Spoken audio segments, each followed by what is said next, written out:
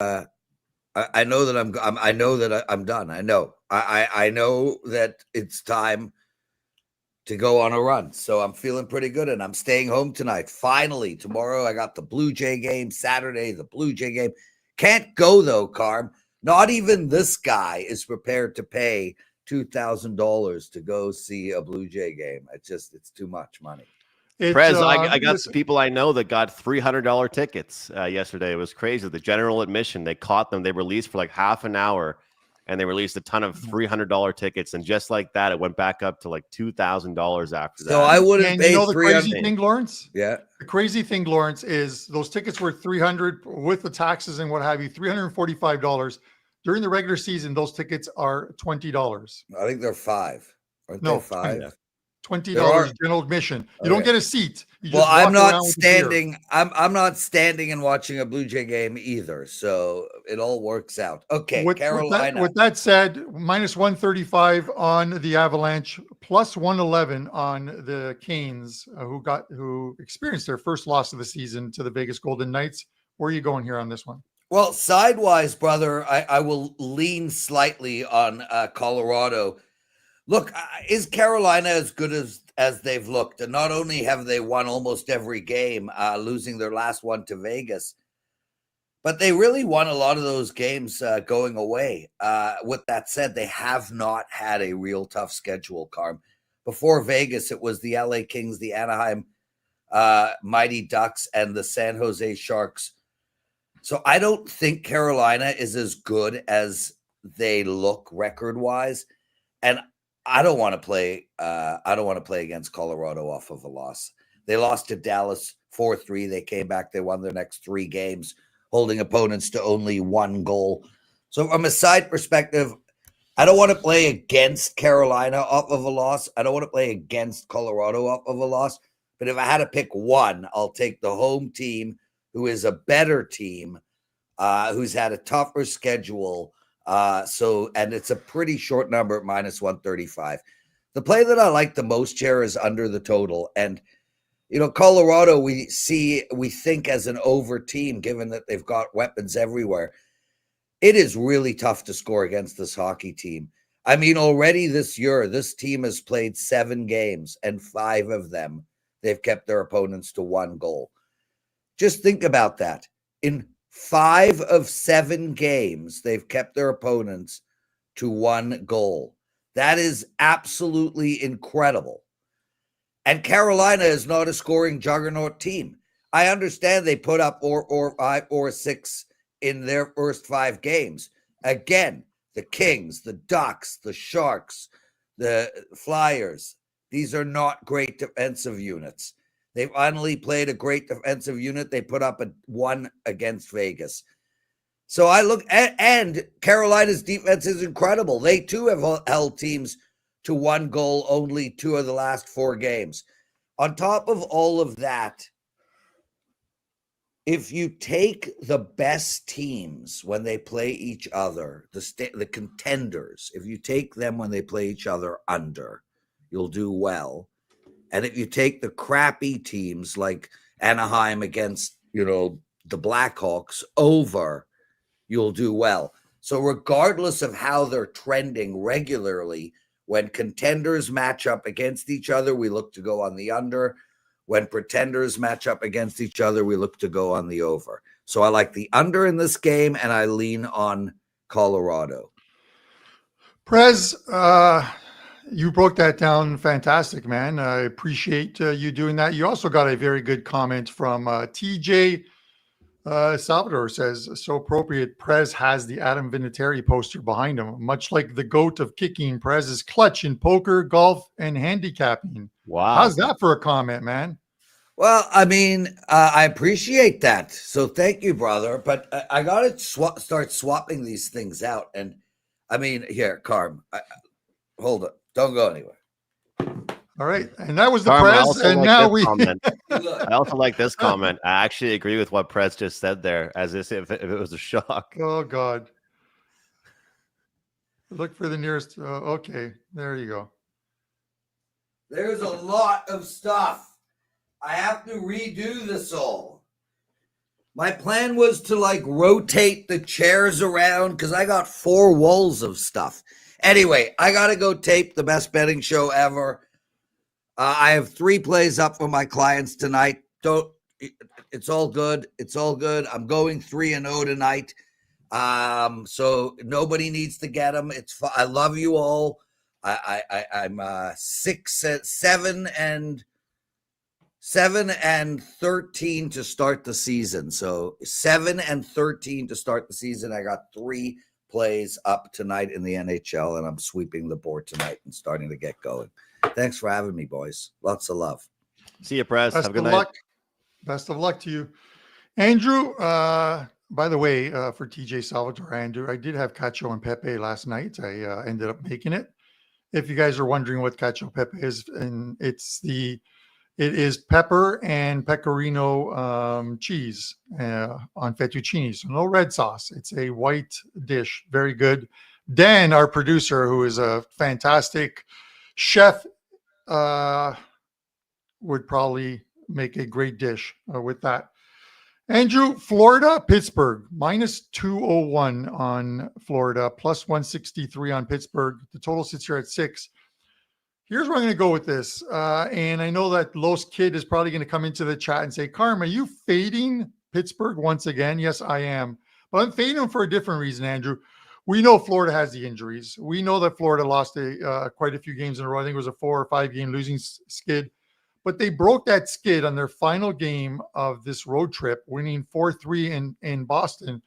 And I always say, if a team is on an extended losing streak, and for Florida, a 4-game losing streak is an extended losing streak for them, given how they've played the last couple of years. When they win, I just want to come right back with them the very next game. And this is one where I think they return home. And what are they, 3-0 at home thus far? They get another win at home. Do I want to lay the 201? No, I'd probably split it to get like a -1 on the game, like Dave Koken would say, or I would take Florida on the puck line and drop the. You can basically get even money on that one. So that's where I'm going with this one. What are your thoughts on this Pens team, Andrew? Yeah, I like the way you think there with that, Carm, like that, a team coming off games they weren't playing very well, and then they go ahead and win that game against Boston, and maybe that can create some momentum and some flow for that team. One thing I think that will keep them sharp as well is that they didn't exactly keep their lead by any means against the Boston Bruins. Like, they started to kind of slack in the third period, which I know that people will say isn't a good thing, but it also will keep them sharp moving forward in this one. Scheduling wise, Carm, it's kind of a weird game here for Pittsburgh because, well, when you look at Pittsburgh here, they had a big road trip, and it's kind of messing me up here because on the screen the Penguins are on the right, even though I know they're the away team, they're not the home team. But the Penguins went on the road and they played the Ducks, the Kings, the Sharks. And then they went ahead and they had one home game against the Canucks. They arrive at home and they do very well against the Canucks, which kind of shocked a lot of people. But you do all of that on the road, then you have one game back at home, and then you go back on the road again. It just feels like a really weird scheduling dynamic for me here, Carm. So although we've got Florida that we can say is coming back off a road trip as well, we can still sort of say the Penguins are coming off a road trip too, because we saw so many road games in the West Coast, in California and such for Pittsburgh. They came home to play one game, and then they go back on the road again. It seems very weird. The NHL would put them in that situation, but I'm curious to see what the rest of the schedule looks like for Pittsburgh over the next 2 weeks. But you have to think a homestand is probably coming for them if they've been playing so much on the road. But I think that, the momentum kind of lied for Pittsburgh in that first game back in their after their road trip, because maybe their first game back they were feeling good about themselves, but this is the letdown spot that I think we find for them. And you mentioned, Carm, that it's not really the greatest price by any means. You could look towards a puck line, or it could be a very good -1 line. To your point, I think a really good bet here is the first period. The -0.5 goal +125 is the one I locked in. I think that the Penguins run out of gas defensively, And one thing to mention, this Panthers team right now is the 5th worst shooting percentage in all shot attempts. Like, their expected goal numbers have been incredibly high every single game. And of course, they are missing Barkov and they are missing Tkachuk. But I think right now this team is going to have a breakout, and I just needed to play a really poor defensive team. Pittsburgh is not a good defensive team. First period, plus 125. I think the Panthers get the job done. Carm, before we bring in Brian, any thoughts on that scheduling dynamic? I mean, it's kind of weird. Like, you go on the road, then you come back, and then you go on the road again. It seems like a tough situation for Pittsburgh more than it really is for Florida. Yeah, it does. And if you look at the teams, as you mentioned, who they played on the road thus far, I get it. You can only play the teams they put in front of you. But the luck of the draw has them playing teams that that are struggling to score goals. And the game that they lost is against a team that it actually has some speed in the Anaheim Ducks and who are scoring goals. They beat the Rangers, who can't seem to find a goal on home ice. They beat the Kings, who've been struggling to score goals, and you mentioned San Jose as well too. So luck of the draw for them. They come back to the East Coast, and now they head down to Florida. It's just, from a travel perspective, it's not the greatest time for them. And again, you mentioned the XG numbers for Florida. They are creating numbers, and as long as you're creating the numbers, if you have a skilled team, eventually you're going to score some goals. And we know Florida is going to be fine. We know, obviously Tkachuk is out, Barkov's out, but this team still has enough scoring on that team to finish second in their division. And to them, Andrew, all that matters to Florida is get through the season with no more injuries, get into the playoffs, because this team can win on the road. They've proven it the last 2-3 years. Making 3 cup finals and winning the last 2. So I don't think they're worried about where they sit in the standings. But after winning that game against Boston, which was I would say an emotionally fueled game, because you had Marchand coming back to Boston, that they return home now and start to string some wins together. So I'm on Florida this game. And again, if they win, I'm going to look to see what kind of a price I can get and how to play them their next game as well too. With that said, Carter Verhaeghe plus 215 to score tonight, anytime goal. I'm gonna toss that little dart out there and take the plus money. Andrew, what do you think? That's a really good number, and they need someone like him to step up big time, Carmen. As I mentioned, they've been getting the chances. It's kind of one of those things you have to look at, and we're gonna find it out about probably both Florida teams today.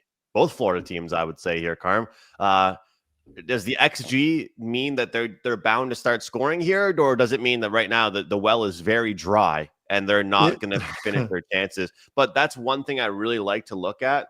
And this is from moneypuck.com, shooting percentage on all shot attempts. Like, if I told you Calgary, Minnesota, New York, Edmonton, and Florida, I'd probably say that the 2 teams that surprised me to be on that list the most are the top teams, being the 2 teams that were in the Cup Finals last year, Edmonton and Florida. This is why nobody should be worried about Edmonton and nobody should be worried about Florida. It'd be different to me if they were just not creating any chances at all, but they're evidently creating a ton of chances. They're just not scoring goals. Like, I remember there was a Canadiens player when he came into the league, Carm. He had it was like a 24% like shooting percentage. Like, anytime he was averaging like 1 shot a game, and that was just a goal whenever he shot. Like, shooting percentage is a very real thing to look at in the NHL, because just because you had 35 shots on net doesn't mean you're going to have a good night offensively that night. It's how hockey works, right? No, and that's exactly it. There's some nights where Buster's even talked about this in the past, pretty sure Brian has, and we'll talk to Brian in a minute, but where you see a team with 40 plus shots on goal and you're like, how did they only score like 1 or 2? You think you got unlucky. But when you're playing a defensive team that keeps the shots to the outside, closes off the shooting lanes and makes it easy on the goalie, you can get a lot of shots from the left and right faceoff circles, and those are ones that the goalie's just going to handle. And while that shot shot count goes up, the XG number doesn't go up with it, just because they are easier numbers.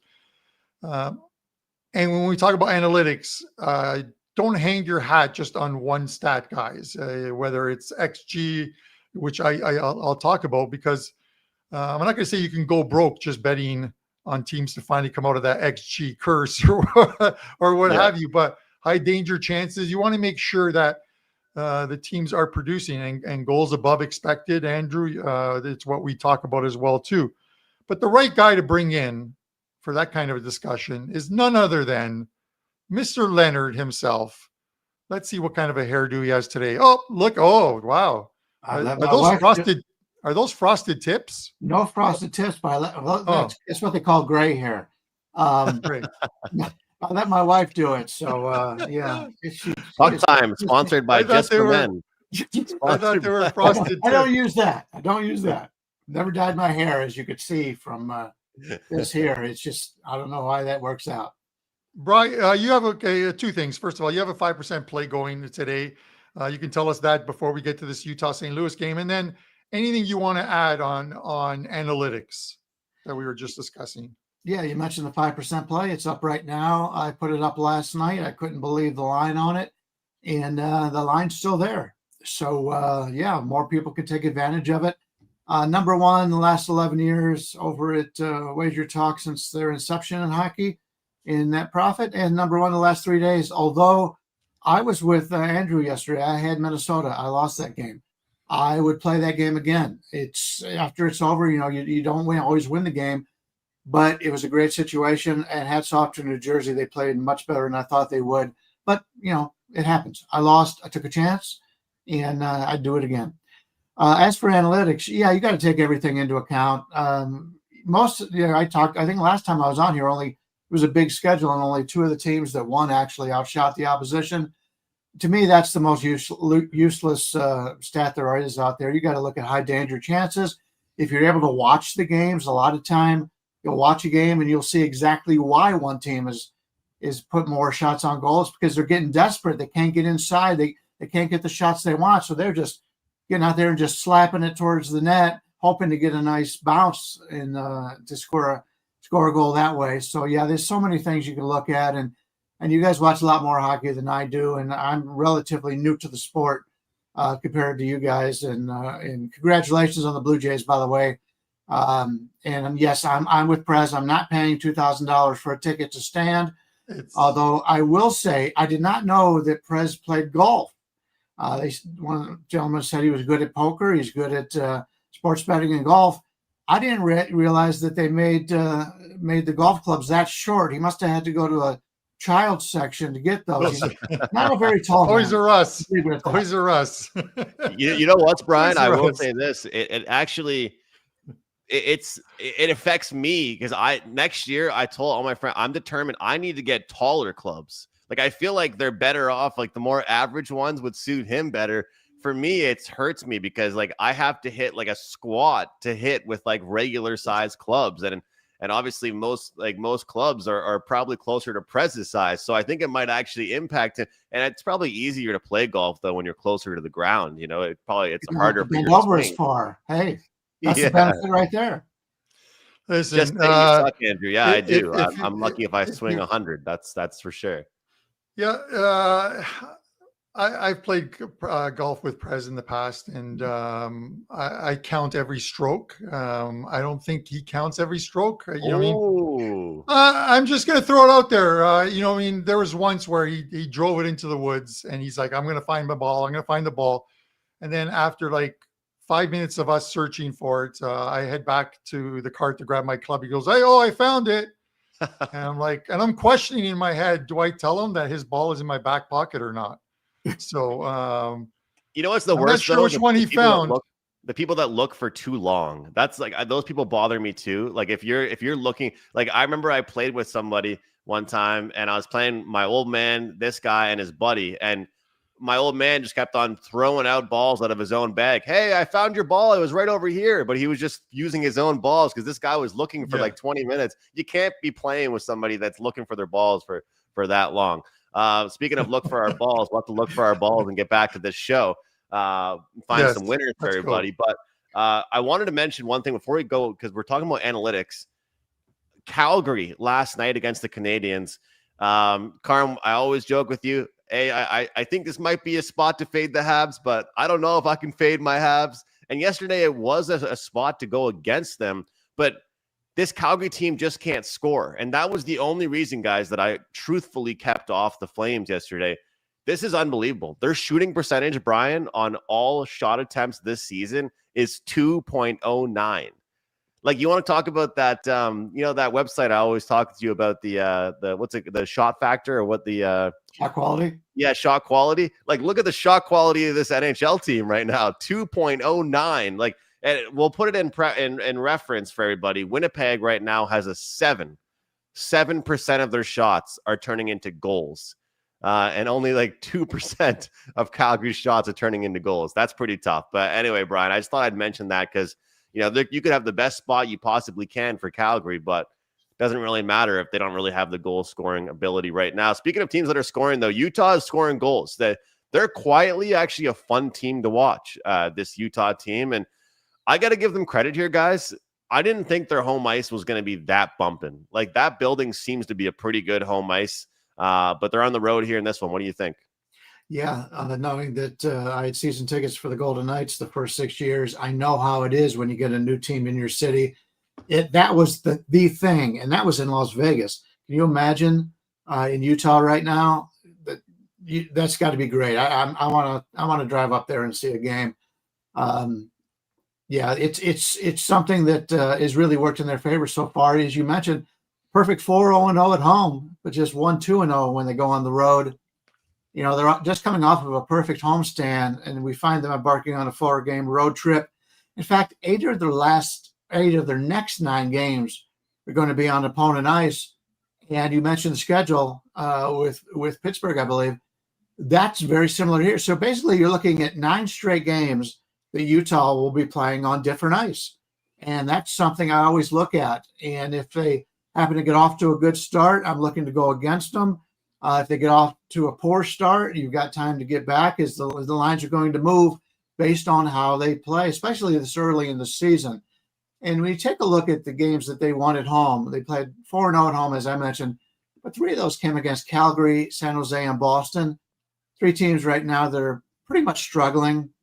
But it's early. We'll see what happens. But the only quality opponent they beat was the last time out at home, and that was their last game. They beat Colorado in overtime 4-3. Now, did Colorado look past them, obviously, to Carolina? I doubt it. This is a divisional team, and so they're off that big win. And when I grade these 2 teams out between Utah and St. Louis, I have them pretty close together. There's not much of a differential for them. And St. Louis, was dominant at home down the stretch last year, but they're only 1-2-1 in this building this season. The Blues are finishing off a 4-game homestand, and they lost in overtime to the Kings on Tuesday. I had the Kings in that game. I really thought it was a good spot to play the Kings. They were coming off a homestand where they did not play well. Going on the road, I thought they were going to give a full effort that first game, and they did. They led the entire game, and they ended up winning it 2-1.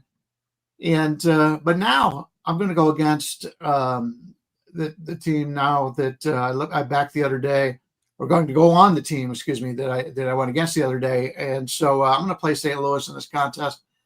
If you look at the cheap price that this has right now, I think because of the Mammoths look so good at home, I think they're a little bit overrated. I have the teams rated pretty equally. The spot screams St. Louis here, and you're getting them for less than what I would consider a normal home ice advantage with 2 equal teams. You take a look at the line in Carolina and in Colorado, it's a little high to me. I think that road team has a little bit of an edge. But I think the home team right now in St. Louis, based on what they've done so far, the game means more to St. Louis right now than it does to Utah. They've got to get back on track playing at home, because that was a big deal last year. They really racked up some games at home that they went into the playoffs with.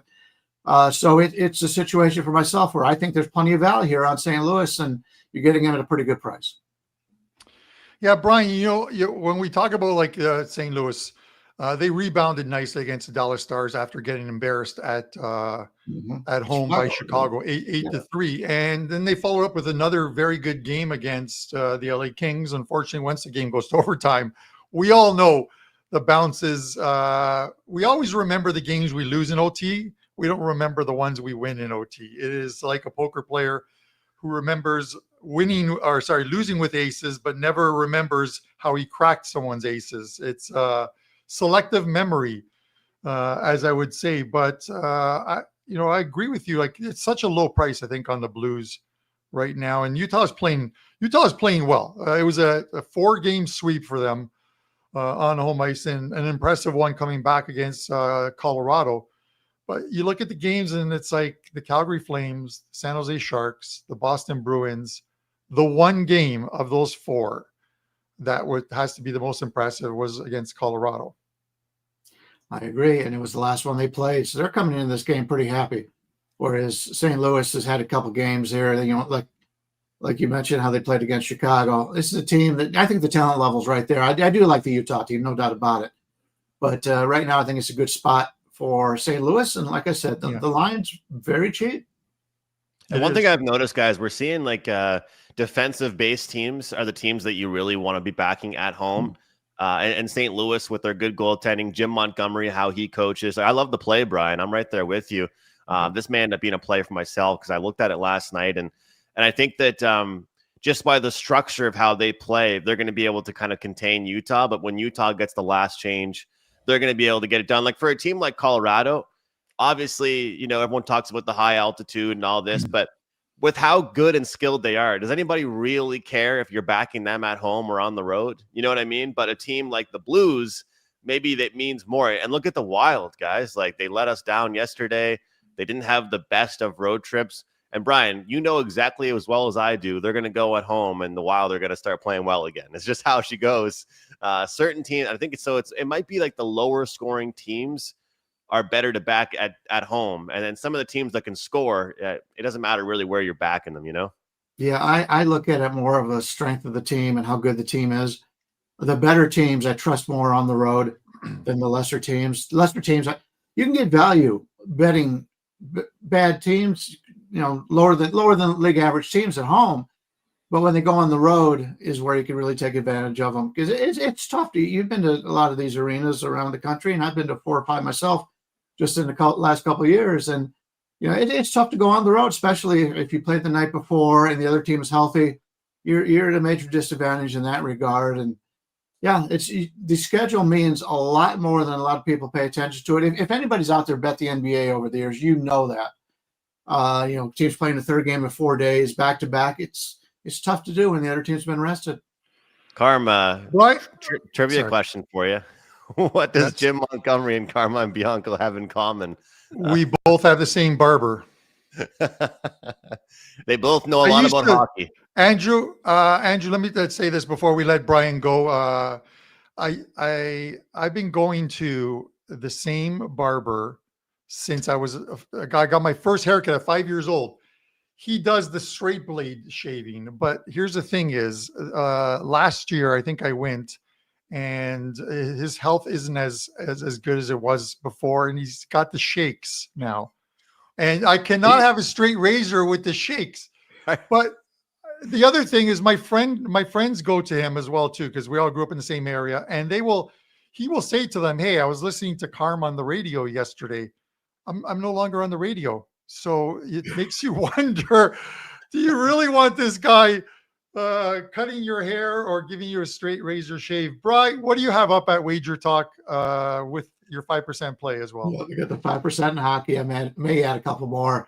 I did have a small play for the NFL. I gave my seasonal clients, and nothing in the 2 NBA games today. So basically today I'll be working on, obviously, checking some lines, checking the who's in goal, but be working on the weekend football. And they've got that great special going on Saturday and Sunday and even Monday for that special going on. I believe it's $49. Weekend Warrior, I think is what they call it. So yeah, we all do football. I've had a real nice run in college football. I think 16-6, but I haven't been able to find anything so far in these limited games during the week. but we'll have some nice plays this Saturday and Sunday.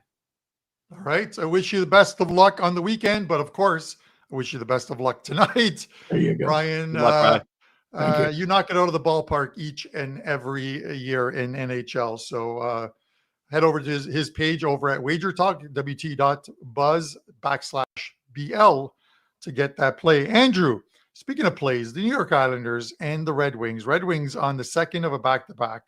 And we talk about teams. I talk about teams that snap a losing streak, and I want to come back and play them the next game as well, too. A team that has their win streak snapped. Do you want to bet against them the next time out? If you do, the Isles are minus 139 tonight, plus 114. Looks like Cam Talbot in goal for the Wings tonight. Where are you going with this one? Yeah, I think, Carm, it's a good point. Like sometimes you look at a team playing super well and then they finally snap out of it and you're like, okay, maybe this is the time to go against them again. But the only thing I'm going to say about this Islanders team is that they started off a little bit flat. They weren't playing very well themselves. And then all of a sudden they picked up a few wins. But who are the teams that they beat? I mean, they played an Oilers team that's been playing hot garbage. They played a Senators team that it seems like our whole chat could score a goal against them right now because they're giving up 6 goals to everybody. And then they beat the Sharks. And as Pocket Surprise keeps telling us in the live chat, the Sharks are awful. And he says there's value on minus 400 on them. So on fading them. So as we all know, the Sharks aren't very good. So as much as I was wanted to talk about this Detroit team and how I thought they were overachieving, I think this Islanders team is doing a little bit of overachieving as well themselves. I mentioned this on the show yesterday, though. Detroit, 25th ranked in expected goals for, Carm. They created a ton of chances yesterday. They couldn't score on Ellis, the rookie. But I'm going to shock you here. Second half of back-to-back, I'm actually going to take the under. Usually second half of back-to-backs, I'm very keen to look towards action, look towards overs. I think that we've been seeing some higher scoring results for the Islanders. You know how Patrick Waugh is. He's not a coach that loves these type of games. He doesn't want games that have 7, 8, 9 total goals. Patrick Waugh is trying to lead his team to 2-1 boring games. That's what the Islanders are known for. And I think Talbot will have a good start tonight for the Wings. But I think this could be a game that we see a Red Wings team looking to bounce back, but also an Islanders team that's not playing against the Sharks or the Senators, and it will be a bit tougher to score on them in this one. So although it's second half of back-to-back, I'm liking the under. And the funny thing is, overnight I was like, you know what? This game has overwritten all over it. But the more I looked at this game, the more I thought that this is a particular matchup where both defenses should show up here. And with the Red Wings in bounce-back fashion, they're going to want to play better defensively as well. So that's kind of my contrarian play of the day here, Carm. I am going to contrarian your contrarian play. Is that even does that even work? I'm not even sure if it works or not.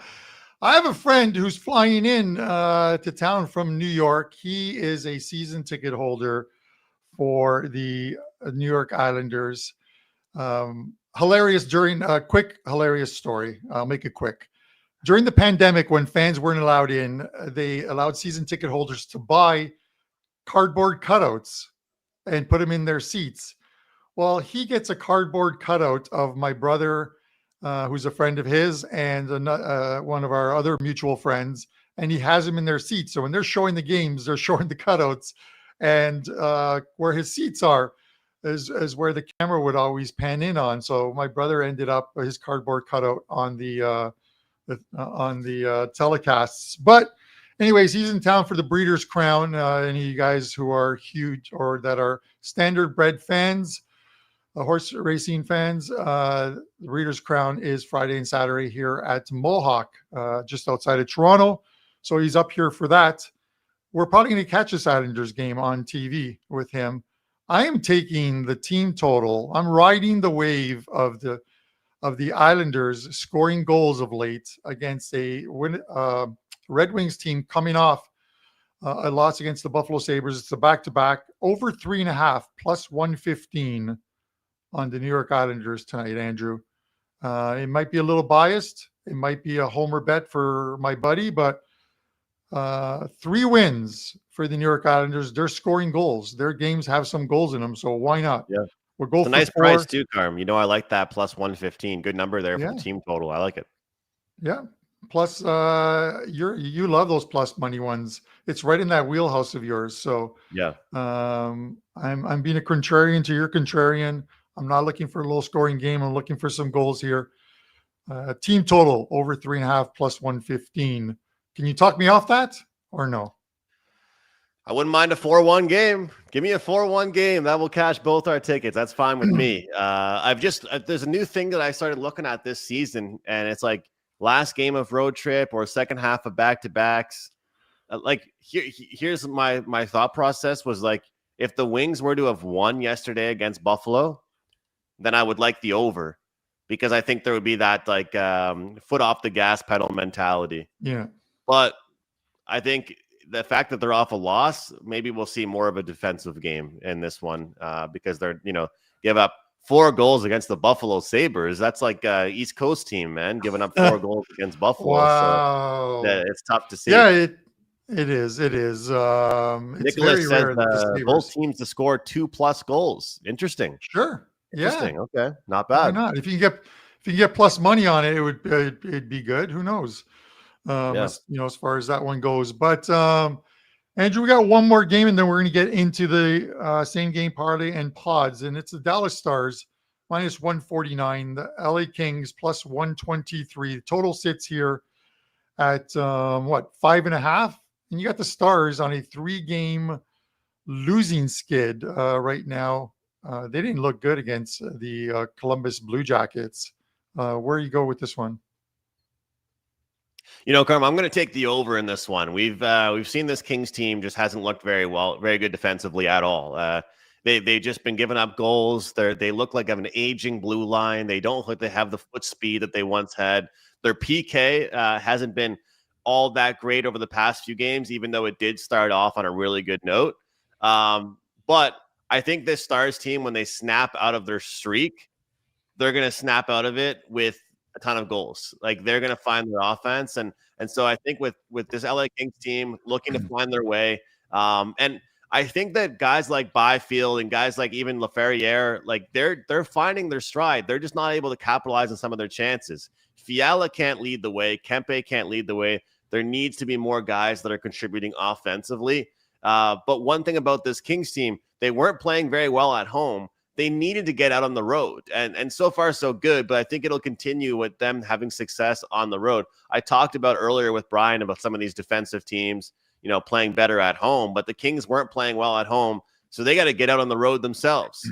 So I feel like the Kings are definitely going to give the Stars a puncher's chance, and they're going to get their goals as well, but I certainly think the Stars have found a team that they could score some goals against. As this Kings team, this is not the Kings team that we watched several years ago. This is not the same defensive team, the same lock it down and protect the lead type of team. This is a team that's going to give you 5.5s for totals, but a team that can score. You're going to get some 6s, but based on some of these teams, you're going to get some lower totals throughout the season. So I do like the over here in this one. Should be a good player props game as well. Yeah. Andrew, I like the Stars. I've always liked the Stars the last few years, just the way they play, but I can't lay $1.50 with the Stars in this game, not the way they're playing. And you would have thought after a couple losses that Columbus would have been the right team for them to play on home ice, and then they lose that game 5-1. If you remember last year, and it is just drawing some parallels. You remember last year, the LA Kings didn't have the greatest start at home. Hit the road, won some games, and kind of jump-started their season. When they returned home, they started to play some very good defensive hockey. They started to win some games.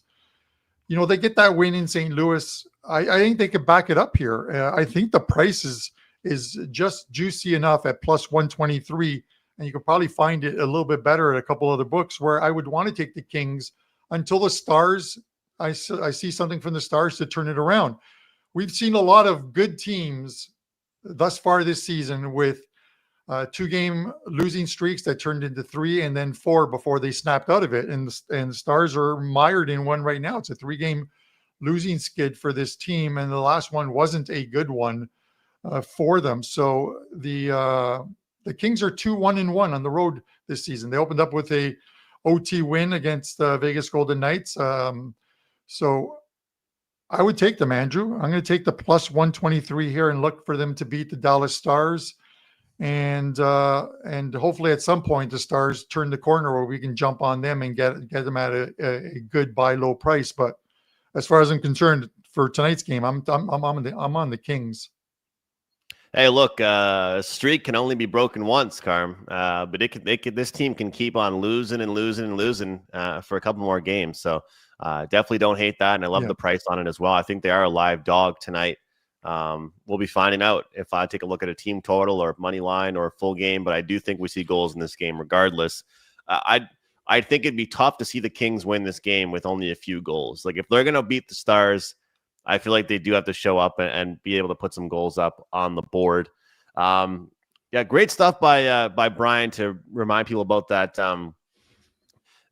Weekend Warrior, as it's a really good one that we have going right now. But we also have a ton of different deals going right now for a full year, for the full 365 days. We also have deals going at WagerTalk for the rest of 2025.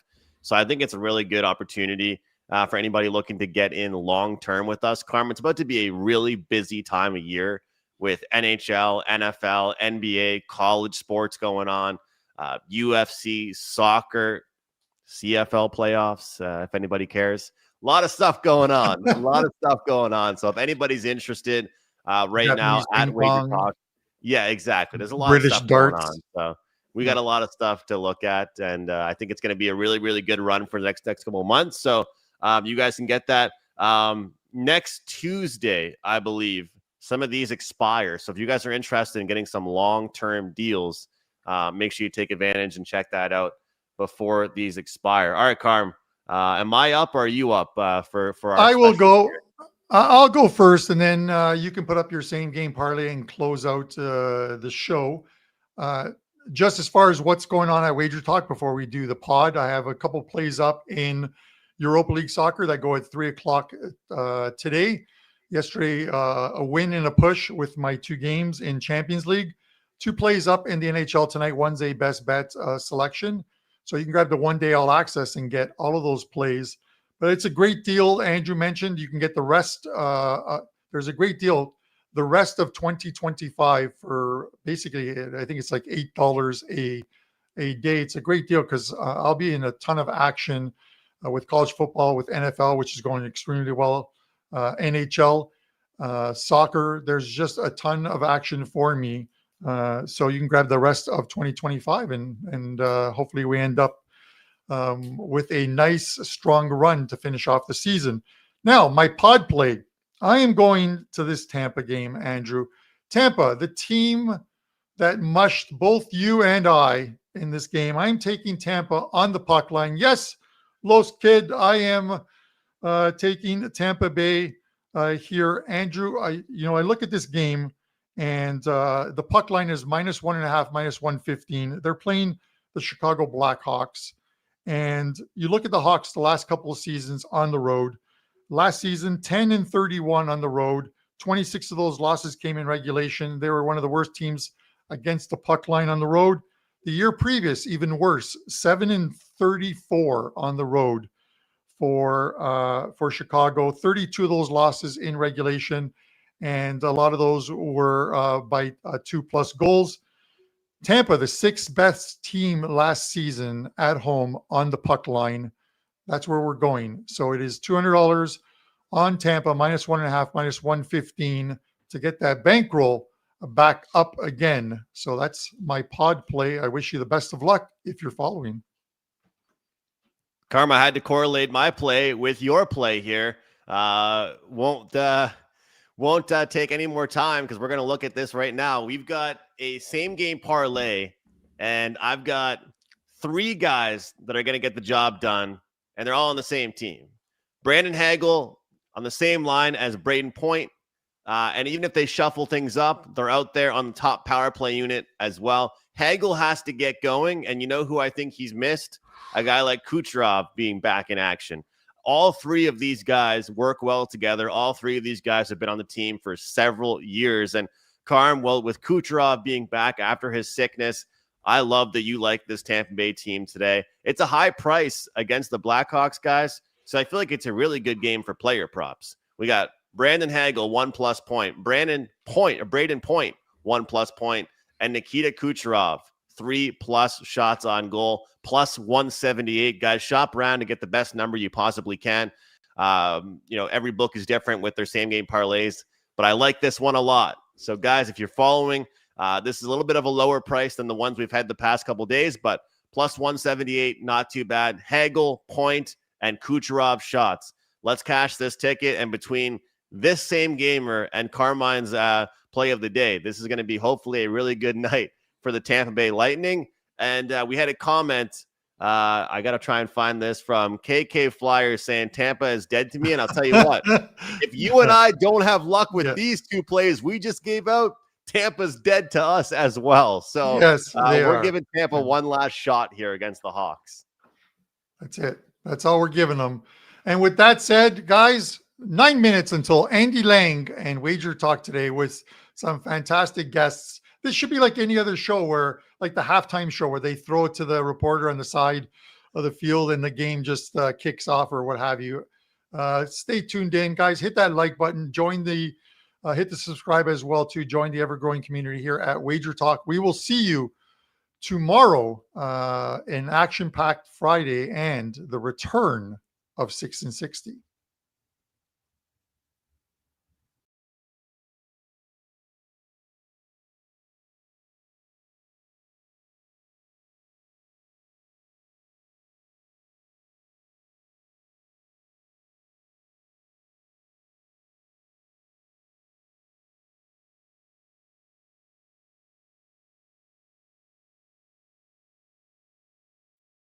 I'm putting my 7-1, 88% Thursday night free play NFL record on the line.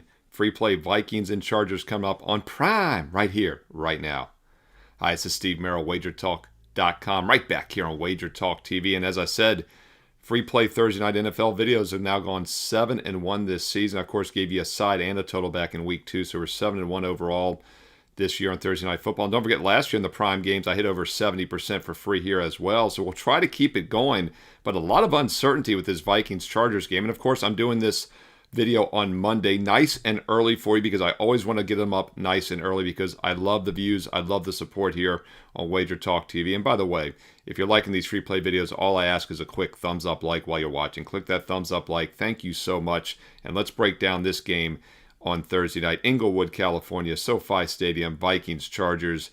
And as we look Monday afternoon, this line is sitting on that key number of -3. We do see -3, minus $1.15. So it looks like maybe it'll hit that 3.5. If you like the Vikings, I would wait. You might get a 3.5 by kickoff, but I prefer to be on the Chargers in this game for a few reasons. First of all, uncertainty at quarterback for the Vikings. As I do this video early in the week on Monday, it is questionable if second-year, really rookie, J.J. McCarthy can come back. He played one quarter in the preseason last year and then missed the whole season. So he's really a rookie, and he's looked very mediocre overall this year. Of course, he only played 2 games, had that high ankle sprain. QB rating was terrible, 67.2. Carson Wentz, meanwhile, in his 4 games, 89.3, 5 touchdowns, 4 interceptions. He hasn't looked much better. 2 mediocre quarterbacks here, so I do think the Chargers have a big quarterback edge with Justin Herbert, one of the best in the league. The problem, though, for the Chargers is the offensive line. They have been banged up this season, and Joe Alt, first-round draft pick out of Notre Dame last year, the 6'9", 322-pound left tackle, it has been night and day when he's not in the lineup. He's only 22 years old, left Notre Dame early, phenom there at left tackle, and since he got hurt back in that 4th week against the Giants, there's been a noticeable difference in pass protection for the Chargers. But what's interesting is the Chargers have started to run the ball more, and you would think, well, missing your stud left tackle hurts you running. Well, it actually hurts you passing more because that's the blind side. And if you look at what the Chargers have done the last several games, especially when Alt's been hurt, first 3 games this season, 90, 81, 106 rushing yards. That Giants game, 152 rushing yards on 13 carries. They had some big runs, obviously. but then 55 rushing yards on 27 carries against not my Washington Commanders, 140 against the Dolphins. Last week, though, they struggled against the Colts, just 54 rushing yards, but Herbert threw for almost 400 yards through the air. Now, the Vikings are a blitz-heavy defense, and it did not work out against Philadelphia. Jalen Hurts scorched them. Philly was 19 for 23 passing for 316 yards last Sunday. By the way, we took advantage of that. Our top over-under of the week was the over in that Vikings-Eagles game, and it landed on 50, got over by about 6-7 points, but it should have been even more. Vikings, I believe, settled for, 4 field goals inside the 20, inside the red zone. Vikings, by the way, are now 5-1 to the over this season. Chargers were 4-1 to the under, but they've gone over back-to-back games as well. And we have seen some early sharp money come in on the over in this game, and it's hard to disagree. Both teams like to throw the ball. Both defenses have been very suspect in recent weeks. The look-ahead line was around 42.5 a week ago. It's now 44.5. 45 is a key number. So we have seen some sharp money coming in the over. Point spread, though, has not moved. Look-ahead line was 3 a week ago, and it's still 3. If Joe Alt, by the way, is upgraded to probable, this line might go to 3.5. Hard to imagine a left tackle can move the number. But I do like the Chargers in this game at -3 or less, and I like it more if Alt returns. He is listed as questionable early in the week here on Monday. And, of course, we don't have certainty on who the quarterback's going to be for the Vikings. It's going to be either McCarthy coming back or Wentz. I actually, if you like the Chargers, I'd rather see your quote-unquote starting quarterback, McCarthy, come back. I'm not a believer in him, and this is a tough situation on the short week. And we talk about this a lot in the Thursday night games. It's one of the reasons I've done extremely well the last couple of years, giving you free plays in this game, because we have a very simple strategy.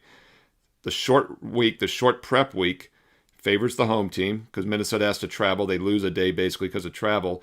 But I think even more importantly, it favors the better team.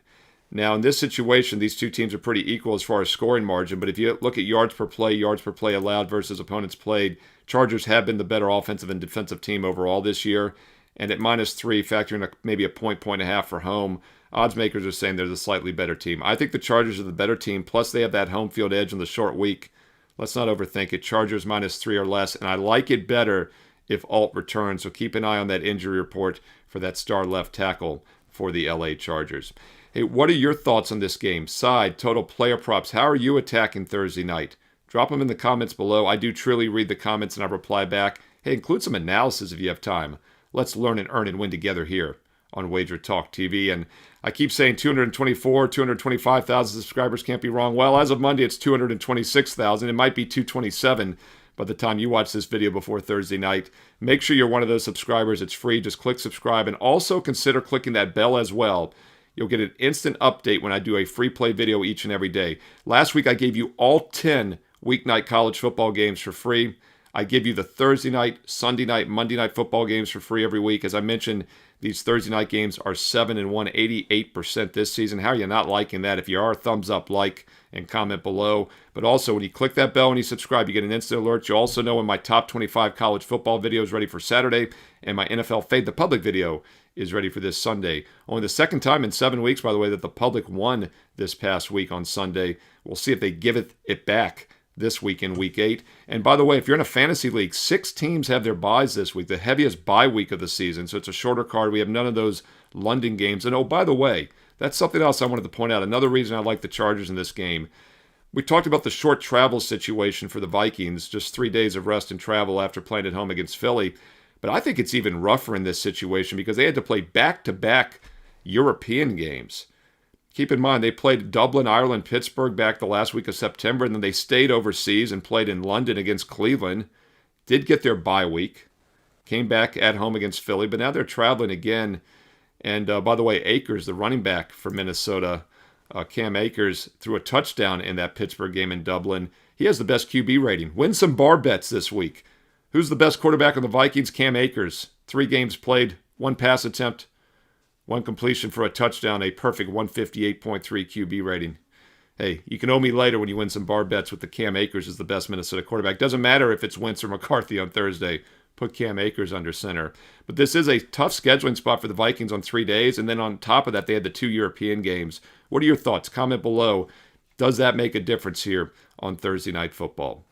By the way, if you want my personal best bets each and every week, keep in mind one way to get them, and that's as a direct client at WagerTalk.com. You know, I talked about how I did those 10 college football weeknight games. Those are some ugly Sun Belt Conference USA games. None of those games made my best bet card, but I always want to let you know which way I'm leaning, give you some analysis, some thoughts like that travel situation of the Vikings, because I know many of you are doing your own handicap and you're still building your bankroll. And because some of you are still new to WagerTalk or building your bankroll, I always want to give you different options as far as getting my best bets. Now, first of all, doesn't matter if you get a 1 day, a 1 week, a 1 month, or a 1 year. Everybody gets the same plays. They're my exact personal best bets, the same games I'm using each day. Hey, it's been that way since I started over 29 years ago in August of 1996 as a full-time professional handicapper. But what I did this week was I wanted to give you different price points. Now, obviously, the bigger, longer-term packages save you per play, gets the cost per play down to about $1 a play, and that is a true investment approach. But if you're new, if you're still building that bankroll, if you want a shorter-term package, hey, I'm here for you as well. We have 1 week packages for $99, no promo code needed. That's 7 days, all sports, by the way. And yeah, this is a great time to be an all sports client. Let's do the math here. The World Series start this Friday. NBA started this Tuesday of this week. College basketball starts next month.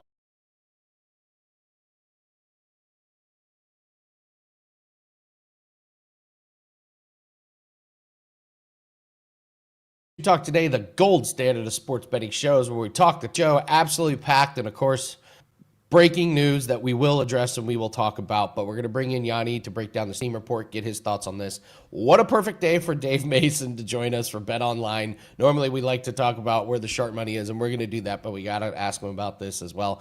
Joe Ranieri is going to be breaking down Thursday Night Football, and he's going to break down an NBA game. And we'll talk a little bit about the World Series Game 1. And I'm going to close it out with props for tonight's game and a breakdown on the Pacers and the Thunder.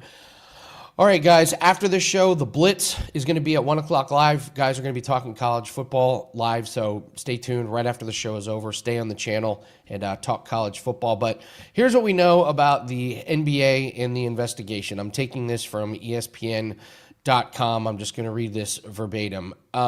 Apparently, this looks massive. Billups and Rozier were among a total of 34 people arrested.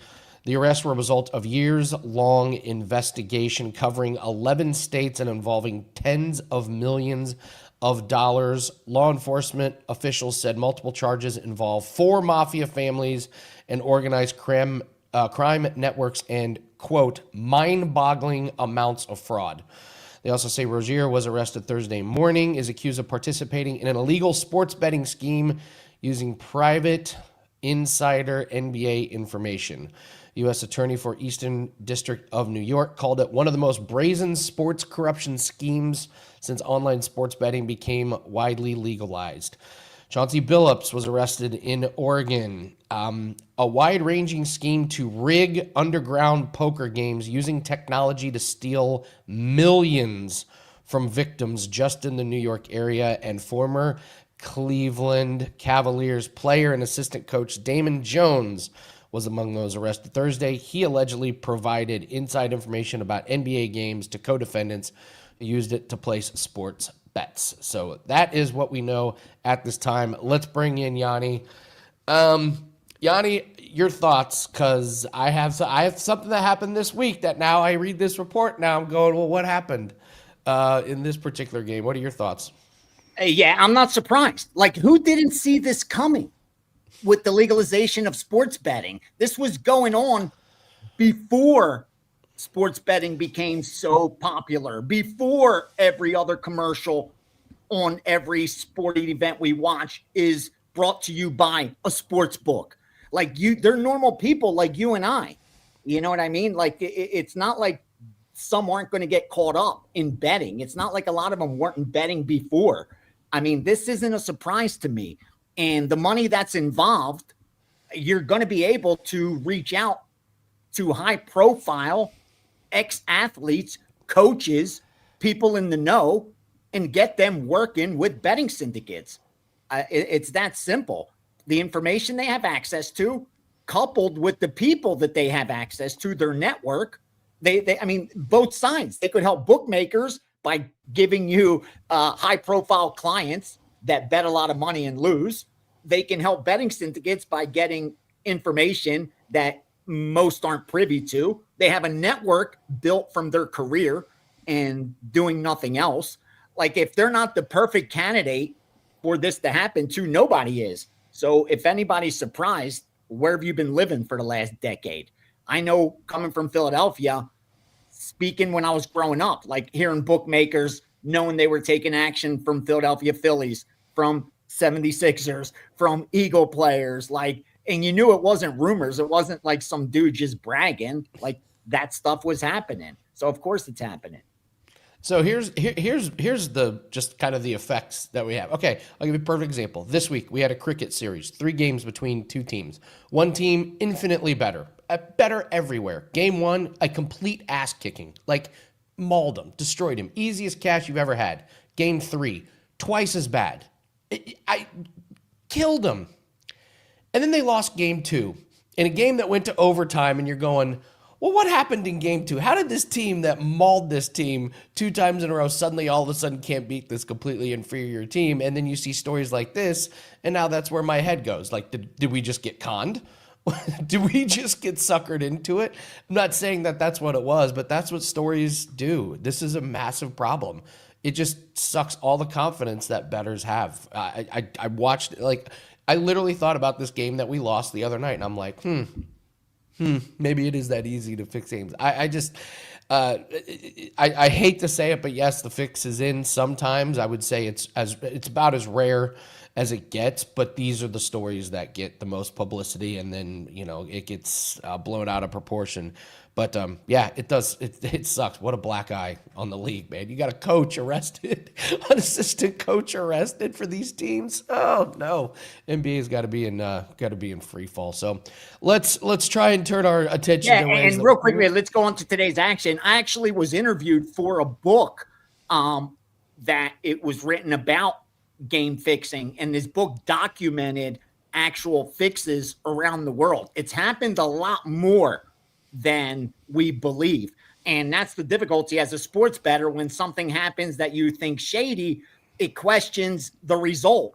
And you never want that. Like, you always want to chalk it up to incompetence and not corruption as a sports bettor. But you'd be a fool to assume it doesn't happen.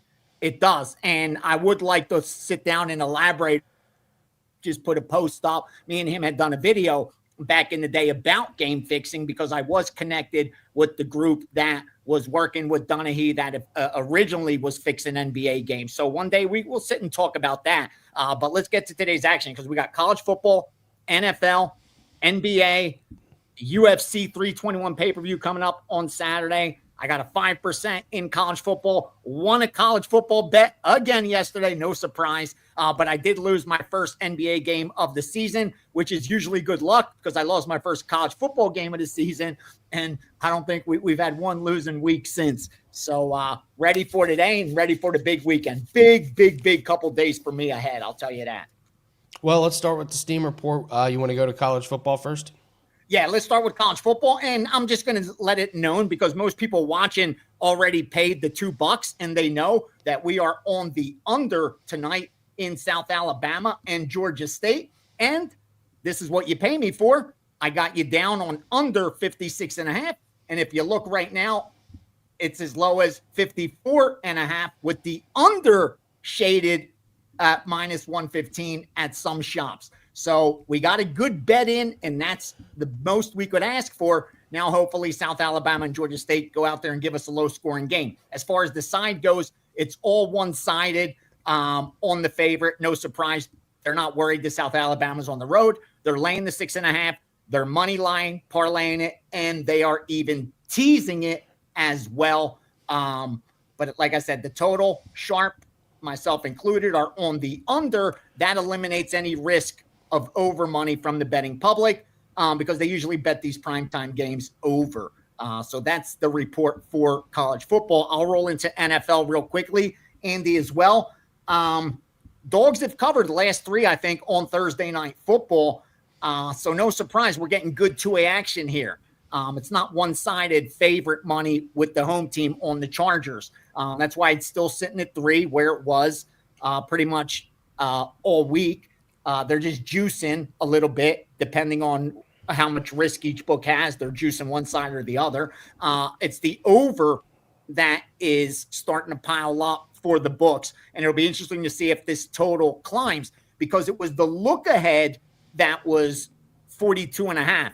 And the adjustment off the look ahead was like at 44.5. Since then, it's where it's at, around 44.5. So over money starting to come in from the recreational bettors, and it's going to be a wait and approach to see whether the line reflects that. And again, the look ahead from 42.5 did get hit up to 44.5, but since then, it's kind of just been sitting there. Otherwise, we got NBA, brother, and I'll tell you real quick, Oklahoma City and Indiana getting over money. TV games, that usually happens. So you've seen that total rise. Usually the betting syndicates will get out ahead and bet the overs on these games, especially when the narrative is high scoring. But later in the day, pay attention as limits increase, credit shops to see if there's any take back the other way on the unders, because that first game is being hit by the public over as well.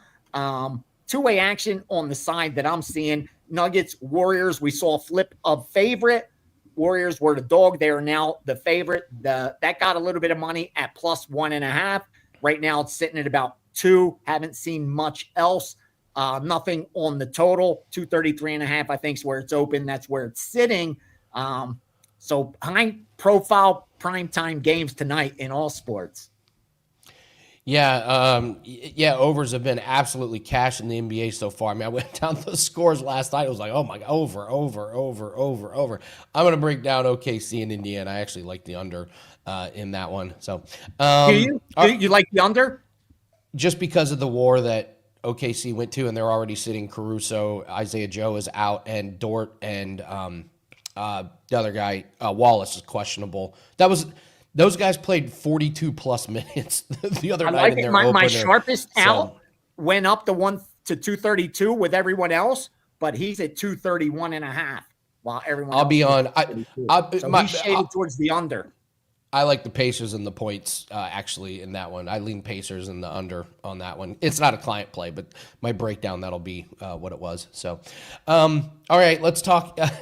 Let's talk difference in betting styles. You and I started this UFC conversation, and it led to hilarious. All right, so let's talk the main event. Tom Aspinall, Cyril Gane. Yeah, and I have to say it. It sucks because this is what I do, and I have to go bet Cyril Gane, and I'm going to lose that bet, and it happens a lot. And my handicap tells me that Aspinall is going to win this fight. But the value on the price forces me to bet Gane. It's kind of, I felt the same way with Sandhagen and Merab. When the fight was over, you had a lot of sharp bettors saying, well, the line was too high. Sandhagen shouldn't have been a 3-1 dog based on, how the fight played out, which, the fight could have played out different if they fought the next day. So I don't put a lot of stock in that, but it seemed to be more competitive than a 3-1 dog. With that said, like having watched the sport like I do, following it, knowing the matchup, if you put a gun to my head, I'm telling you, I'm betting Aspinall. Aspinall wins this fight. But as a sports bettor that looks for plus EV spots for inefficient lines, I think this is the perfect example of that. And you're paying for Aspinall potential more than credentials, because when I look, he was a 160 favorite against Blades in the first fight. In the second fight against Blades, he opened at -200. He was -115 against Pavlovich, 140 against Volkov. Now he's a -400 against Gane, who opened the favorite against the best mixed martial artist in the history of the sport, John Jones. And he only closed a +140. And I get it. Jones went across the octagon and beat him like it was a child. I don't think Aspinall is going to have the ability to do that to Gane. And don't forget, Gane was favored against Ngannou. Gane was almost a 4-1 favorite against Volkov, -350 against Derek Lewis. Like, again, Gane's won some big fights when you look at his strength of schedule, and getting this kind of plus money, I can't pass it up. But Aspinall's going to win the fight, and it sucks to do this. And what I'm going to say? Bet Aspinall. Just bet on Aspinall by finish. He's going to win inside the distance, of course. I studied this fight upside down, inside out, and I just come back to that Cyril Gane comes up short in the biggest moments. He should have lost against Volkov, and I had a bet on Volkov we bet Volkov, and it was like, no, he did not win that fight. So I just, anytime there's a huge fight, John Jones, he gets melted. Ngannou makes a stupid mistake in round 5, loses that fight. Shouldn't have beat Volkov. So I like Aspinall, and I like Aspinall by finish. I know it's a square play, but sometimes the square play. It's not. Yeah. No. It doesn't make it square, man. It doesn't make it square just because he's the favorite. Again, he's the champ. And, 65% of the time, the champ exits the octagon still with the title. I just think, the price, and it forces you to kind of get creative and figure out how he's going to get it done. You know what I mean? And it's heavyweight fight, so it's kind of simple. If he wins, it should be inside the distance. Yeah, I agree. All right, we got Football Friday coming up tomorrow. Yanni's going to be joining us to break down NFL, college football, get you ready for the weekend. What do you have up for everyone tonight? Indeed. I have my Saturday college football package up with the 5%. I don't have to tell you about this year's college football. You're probably already on board if you're betting college football. My NFL package is up as well. Got a handful of 4% plays in there. My UFC 321 package is up also. I have tonight's Thursday night college football game already in. That was our Tuesday play. But I am working on NBA and NFL to confirm. That should be up within 60 minutes. So check WagerTalk.com, and best of luck. Out of nowhere, 2 nights ago, the internet got bad here at Trump Tower when it was great. So I'm working on that. I just ordered some Wi-Fi, so I'll hopefully have that fixed within the next day or two. Forgive me for the Wi-Fi issues. It's Vegas. It wouldn't be Vegas without Wi-Fi issues. It's just like, it's part of the city. It's part of the charm, Yanni. So, Gianni the Greek, thank you very much. Good luck on your bets tonight, and we'll be back tomorrow with Football Friday. Thank you so much for joining us. All right, guys, we're going to be breaking down a bunch of games. I'm going to do same game parlay and some props for the Thursday night game. We'll break down Thunder Pacers. We got to talk with Joe Ranieri. We got a lot to get to with him. So, Joe, we were talking about, obviously, the betting scandal. I guess here's the fine line. What's the difference? It's information. Where's the line between sharing information? Like, oh, I happen to know this guy's hurt. Is that illegal? Do you know what I mean? Like, I'm still trying to figure out how this is an NBA scandal when it's a mob scandal. The entire thing was about the mob, and you drag the NBA into it, making it seem every headline I'm reading and I'm seeing is NBA gambling scandal. The dude was running an illegal poker game. It has nothing to do with the NBA, and everybody knew Rozier was doing what he was doing 2 years ago. And the NBA found him. Wow, they can't find that he broke any rules here, even though his foot really wasn't hurt. And he dropped out, and there were all sorts of bets on him. There is nothing. This was all about, the biggest story to me was how you had all 4 families in New York working together. I didn't even think the mob was still alive, but apparently it is, Andy, and apparently they're running illegal poker games. I don't know what the NBA has to do with this. I really don't. I mean, it's a head coach of an NBA team. This is wild. Think about a head coach of an NBA team fixing poker games. Oh my God, it's bizarre. If I'm Adam Silver, I'm going, who did I piss off in the FBI? Because that entire press conference was 45 minutes and everything was about the NBA when it should have been all about the organized crime. Unbelievable. Well, the biggest winner out of all this is Steve Ballmer, because he's like, the heat's off me. I can kick back. That's correct. Now what I did doesn't seem so bad. Unreal. Just unreal. Well, let's talk. I can't find any Rozier props. I'm trying, man, but apparently they're no longer available. Yeah, he's in jail. Dave Mason will probably. I got to get Dave Mason to put up a prop on Rozier. What's over under how many months in jail? You made $27 million a year here, and you apparently, they said 200,000 was what they made. That was his cut from whatever the prop money. 27,200,000. What am I missing here, Andy? It doesn't make any sense to me. I have known a lot of former Colts players, and not many of them have any money left. It's sad, but it's sad but true. It's sad but true. All right, well let's talk about some specific games. Let's go to Thursday night. We get the Vikings and Chargers. Last couple Thursday night games have been a bloodbath for the favorites here. Interesting game here, but the difference is this is not a divisional matchup. The Rams, you had Rams 49ers, you had the Steelers and the Bengals. So we got the Chargers here at -3. There's some -3.5s out there. Over under sits at 44.5. How do you break this game down? This is just, good luck here. First of all, you got a Chargers team, Andy, that comes in having lost 3 of their last 4 games. They should be 0-4, but somehow they figured out a way to get Miami to beat it's not that hard to figure out. But they were losing that game against the Dolphins, too. This is a team that can't run the ball. And because they can't run the ball and because of their offensive line issues, they have no red zone offense. They have one of the worst red zone offenses in the NFL. And so much for this Vikings vaunted defense also. And Brian Flores, they haven't had a turnover in over 3 weeks. They keep having to go out to the field because Carson Wentz keeps figuring out ways. He looks great on one play and then turns the ball over the next play or gets sacked. And nobody can get to the quarterback here on this Minnesota Vikings defense, which is leaving the secondary wide open for teams to take shots at. Hence, you just saw what happened here last week. And by the way, at least we're hoping that both the offensive line gets a little healthier for the Chargers tonight.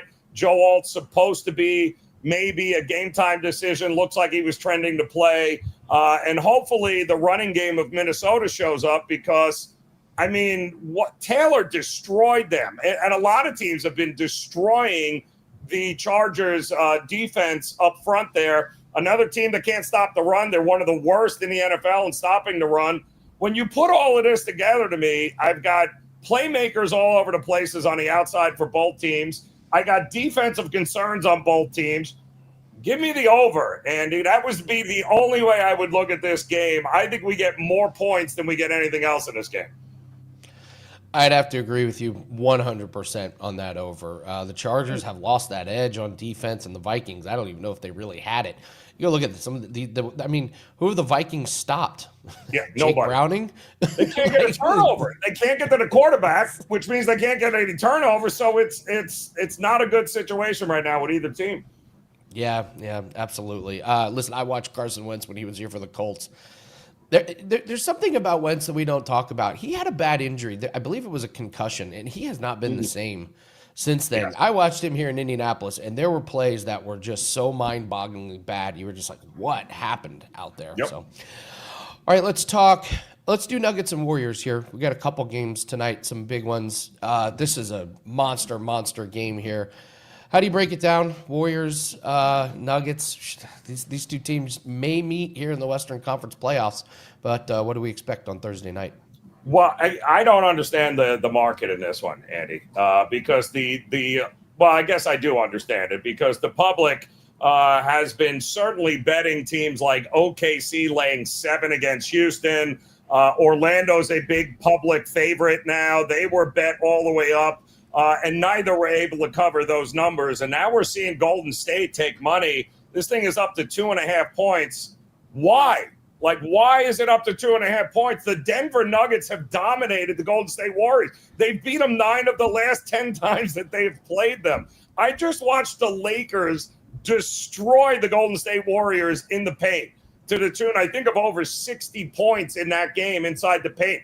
What is the Joker going to do here tonight? Not to mention everything they did in the offseason was about getting depth. You remember how funny it was watching Denver? Every time the Joker went to the bench, we would bet the second quarter, right? Whoever they were playing, just bet them because that team fell apart the minute the Joker left the court. They don't have to worry about that anymore. They went out and got Vucevic. They got Cam Johnson now coming over from the Brooklyn Nets. They have got depth. They have got size. They're going to dominate in the paint.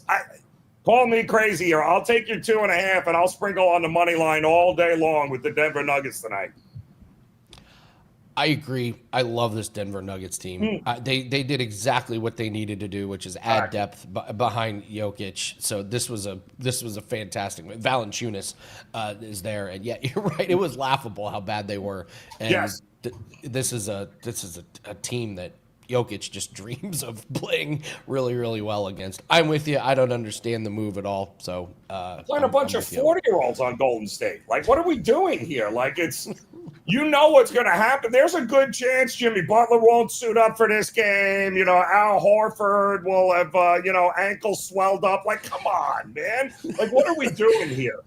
This 10 years ago, this team would have been dominant, Joe. Phenomenal. Unbelievable.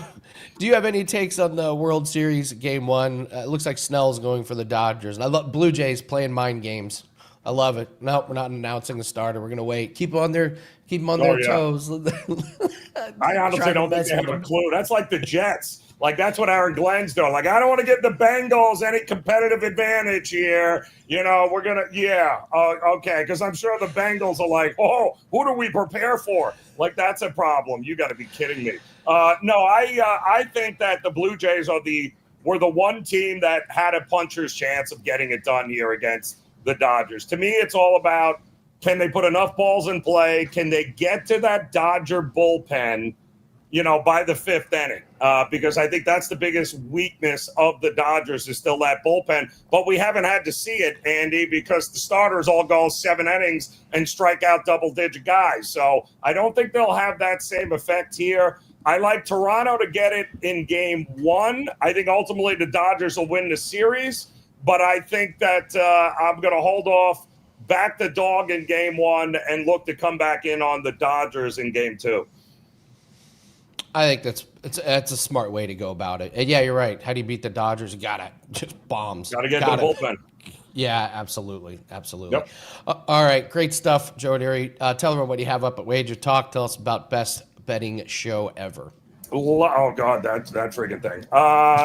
Thank God for Art. And somehow or another, I got blessed not only with the Prez, but Brian Power now. For some reason, somebody gave him a link to log. It's just absolutely brutal. But it's a fun show, and it's a lot of great information on there, so you guys can check that out. 5% best bet, lock, loaded, ready to roll. College football on Saturday.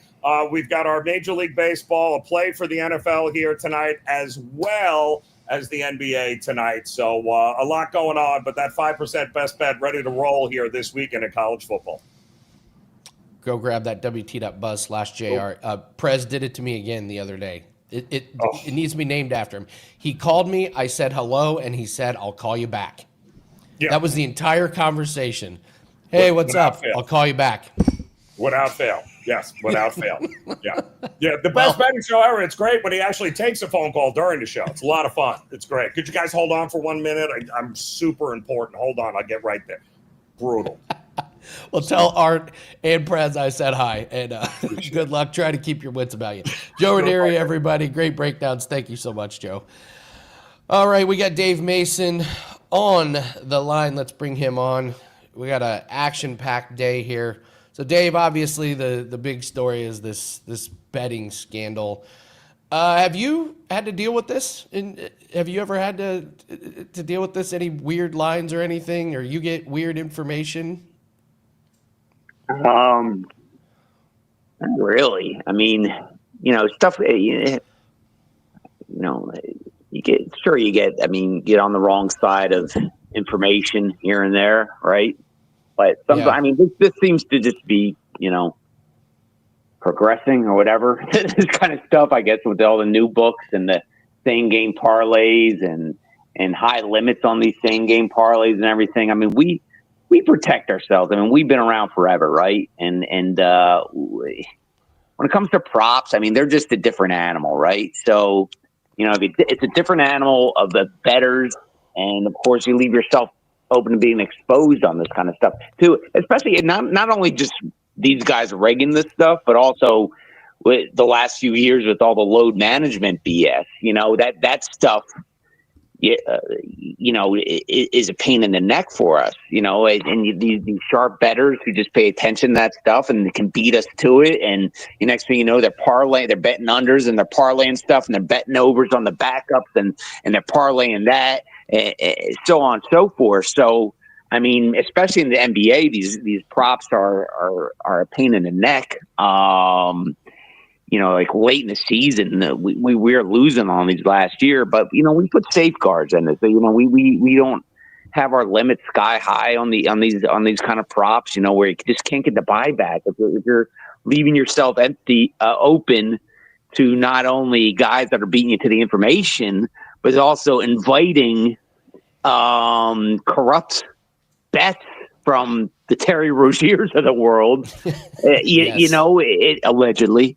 Then you're going to get killed on these things because there's just not enough public money on these. Even though there's a ton of public money on props and they're a growing market, it's still not like the big meat and potato spread total money line and stuff where you could just get so much public action to offset any wise guys and or crazy action. And it's easier for them to fly under the radar with this stuff too in the beginning, right?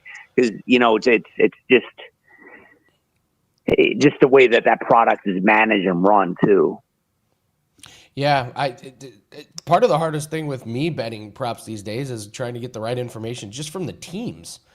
Right. I mean, like last night, I came on here and I said I really like Yabusele for the Knicks. They're pumping him up. He looks like he's going to get a bunch of minutes. He played 12 minutes. He barely played. He took one shot.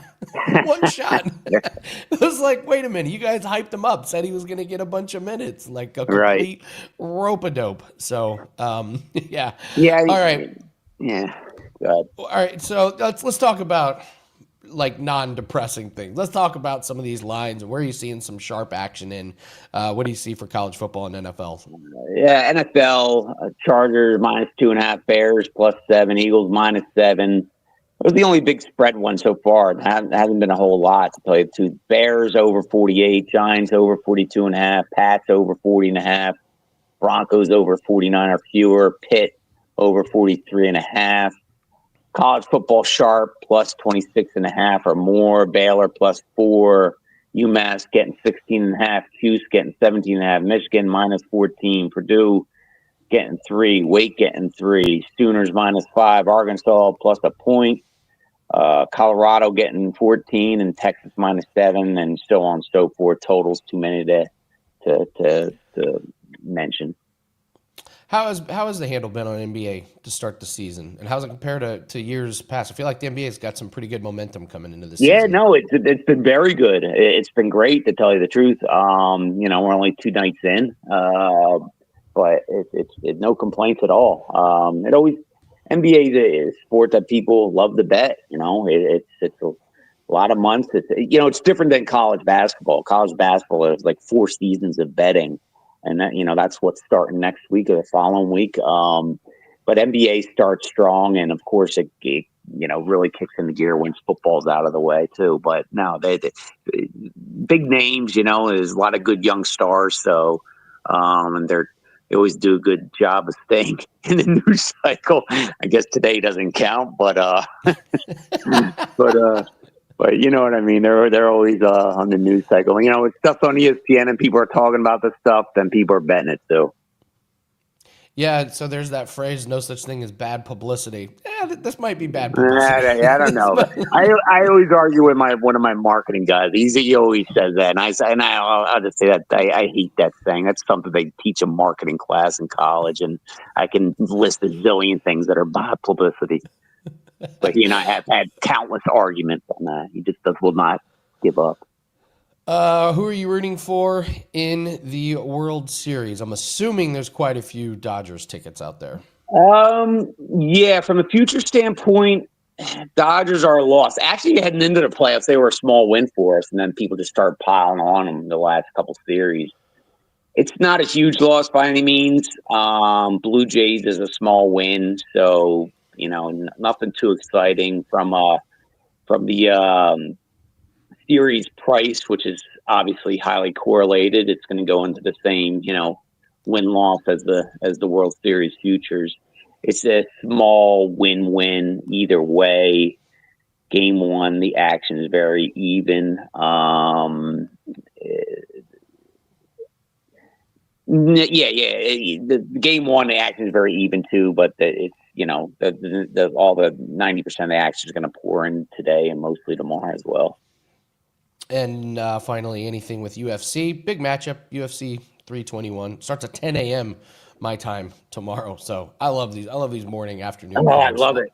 And my liver loves it too. My liver loves it too, man. Because I like to go out Saturday night and watch the fight, but Sunday it's kind of hurting sometimes. But not a lot of sharp action yet. Rackets even, Klein minus 131, Rebecca plus 128, Park plus 225, Camilo minus 105. That's about it. Nothing too sharp. Not a lot of sharp action as of yet. All right. Well, Dave, Dan and I are still alive in the Bet Online Survivor Pool. And, everybody did after last weekend. Last weekend was lame. Yeah.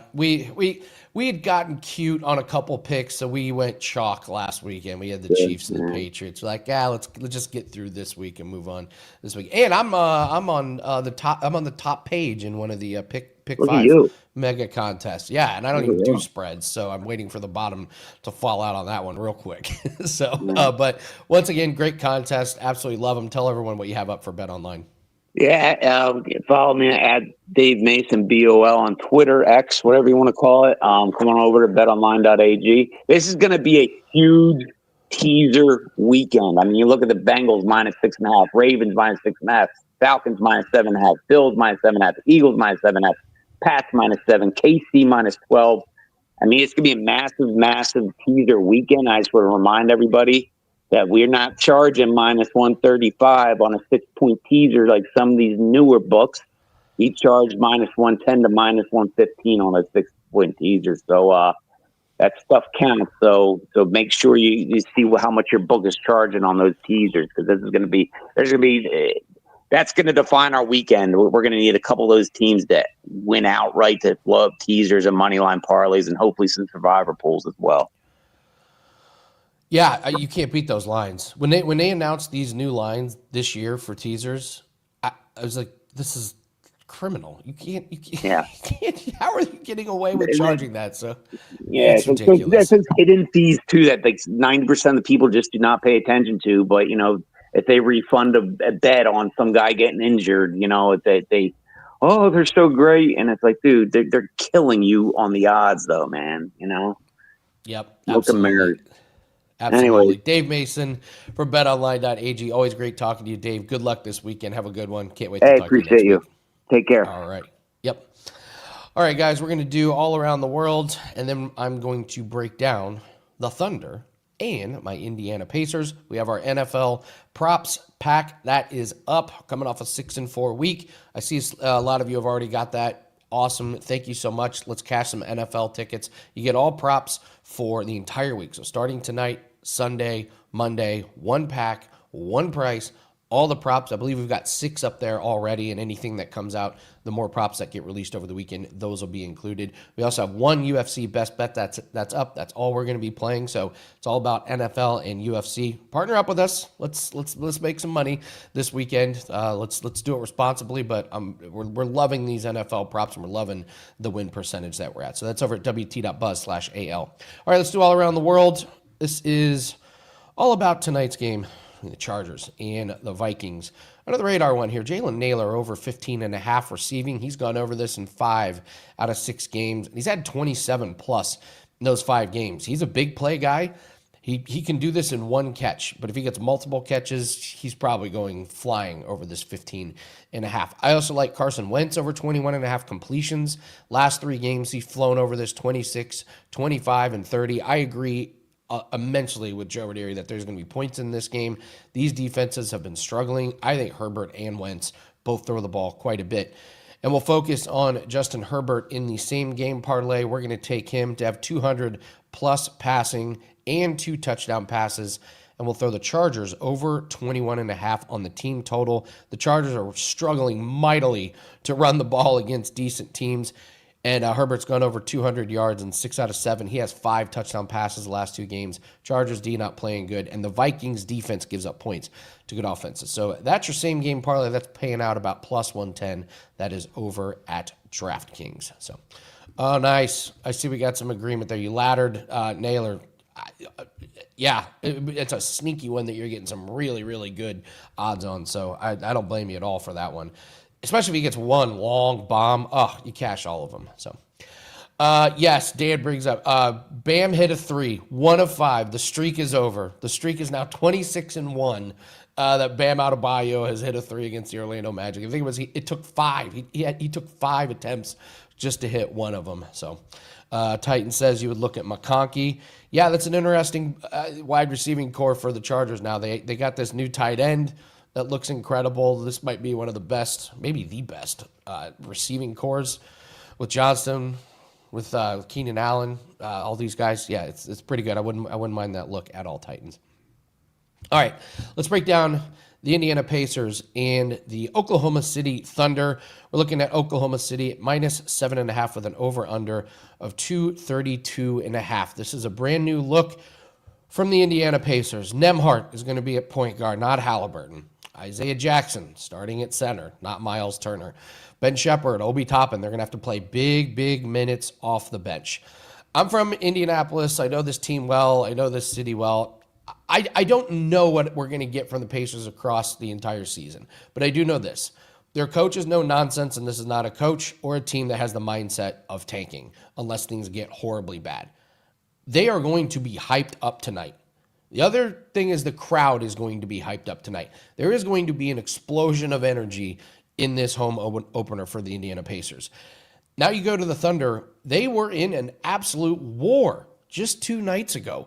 Dort and Wallace are questionable. They played 45 and 42 minutes on Tuesday. Carusa, Isaiah Joe, they're not going to play tonight. On paper, if both lineups are 100%, the Thunder perimeter defense is going to be way too much. Hartenstein and Chet should dominate inside with their size. But that double overtime game, this is a letdown spot for the Thunder, I think. And the fact is, they only scored 104 points in regulation. That total flew over, but it took a couple of overtimes. I think the Pacers have the motivation to show that they are going to be fighting. They may not win, but they are going to be fighting. The Thunder might say, you know what? This is not the game to go all out. We did that on Tuesday. We got the win. Let's just take it easy, not get hurt, and rest some guys. If they play slow, they play cautious. I think the Pacers can keep this close. I'm not saying the Pacers are going to win, but I do like this 7.5. I leaned to the under on this one, but I got to tell you, after watching so many games go over in recent nights, I'm not sure that I want to play that one, but I do lean to the under on this one. I know it goes against the line movement, but Oklahoma City, I just can't get over how much energy they used on Tuesday night. So for the official play on this video, it's going to be the Indiana Pacers plus 7.5 with a slight lean to the under. And again, we have our NFL Week 8 props pack that is up over at wt.buzz/AL. And if you could, please hit the like button, leave a comment below. Tell me what you like in tonight's game. Tell me if you agree with the Pacers or if you're on Oklahoma City. Thank you very much for watching. All right, guys, great show. And tomorrow, loaded show. You know it's Football Friday. Gianni's going to be breaking down the closing lines that we got for college going into Saturday. We're talking to NFL lines going into Sunday. Teddy and Marco are going to be here. Dan and I are going to talk about Survivor. We'll go over my pick 5. I came off a 3-2 week. I'm on the front page. I'm 3 points behind the leader, so I am chugging away in that contest. And don't forget, a week from tomorrow is Halloween. Dan, I got my Halloween costume already picked out. I already know what I'm going as for Halloween. I'm very, very excited. So, Joe, new member. Thank you very much, Joe. If you guys want to become a member, wt.buzz/insiders, get you access to some extra content. You get emojis and everything on our YouTube page. It's just $2.99 a month. Thank you very much, Joe, for joining. You get a $5 coupon at the beginning of each month. So, all right. Craig says line movement's going down on that game. Oh, look at that. Some people agree with me on the under. All right, guys. Thanks very much. And please hit the like button and leave a comment below in the comment section to get ready for tomorrow. Locked and loaded show. Let's have a big Thursday night. Good luck on your bets, and we'll see everyone tomorrow. Take care. Hey, guys. Welcome back to WiseKracks. Bill Krackomberger, John Orlando. The fabulous Superbook over here at Westgate. What a spot we have. In the casino, you don't have to go through different channels to ask people to film. When you go, you know, John, we're filming in a casino, you have to ask people and it goes to legal. Everyone says no. Everyone's petrified to make a decision. I've been trying to get cleared. I'm not going to say the name of the casino because I love the casino. Yeah. I've been trying to get cleared for a very specific guest for Action Junkies. Oh. And It's what you just said. No, they're scared. It's impossible. It's impossible. So yeah, fabulous Westgate. Something they don't talk about enough here, John. They have 105 juice on the primetime games. I didn't even know it. So Monday, I thought it was just Thursday. Sunday, Monday, and Thursday night, 105. Instead of laying 110, you lay 105 on games. And I just thought that was a really good thing. But you know what, John? I fear people don't care about the juice. They don't even care. Yeah, 105, 110. Yeah, the casual guy, what does it matter? Guys like me, we don't I'm care. betting $100. It's $5. You get the app and you save money long term. It means so much money. Right. It would save you a ton. A ton. Yeah. What I don't do anymore, though, you'd be proud of me, is I avoid play poker. See, you gotta get nasty. No, I'm you not gotta get nasty right out I'm of the not. gates. You I don't gotta mean get nasty. No, go ahead. I'm sorry. I don't do the ATM in the casino. Really? Because we talked about it a couple years ago. It's been, as an emergency, I did once, maybe a month ago. I've helped a lot of people with that. But I don't do it. My buddy Teddy Atlas. It's crazy. Yeah, I had to show him. Teddy's like me. We can't handle money. We spend. Yeah. One day he throws me his checkbook, and he said, "Help me then." I said, "Ted, what are you doing going to the ATM? They're charging you $10." I need $100. It's 10%, And my man, it adds up. Oh my God, multiple times. Yeah. So I think he's doing good. He's doing good with that. He just carries cash now. Yeah. Old school. Old school. I like my that. man. I like that. John, the Sphere. Yeah. Record profits on this Wizard of Oz. I love hearing that. Record profits on. So they put $100 million into the show. They were petrified to get the money back. They've gotten back tenfold. They're making so much money there. That show's not going on. Still haven't seen it yet. I haven't seen it either. Oh. I know some people that saw it that liked it. Loved it, right? Yeah. And, wow. It sounded like someone maybe didn't like it. Well, that's funny. You picked up on that. Yeah. There's two friends I have that went that loved The Wizard of Oz that were a little disappointed. So they were expecting something different? Yeah. Wow. I don't know what they were expecting. Look at that video. Look at that shot right. That's the Sphere. The whole thing. I'm going to send this to our producer to show that photo. Yeah. That's unbelievable. Yeah, it's unbelievable.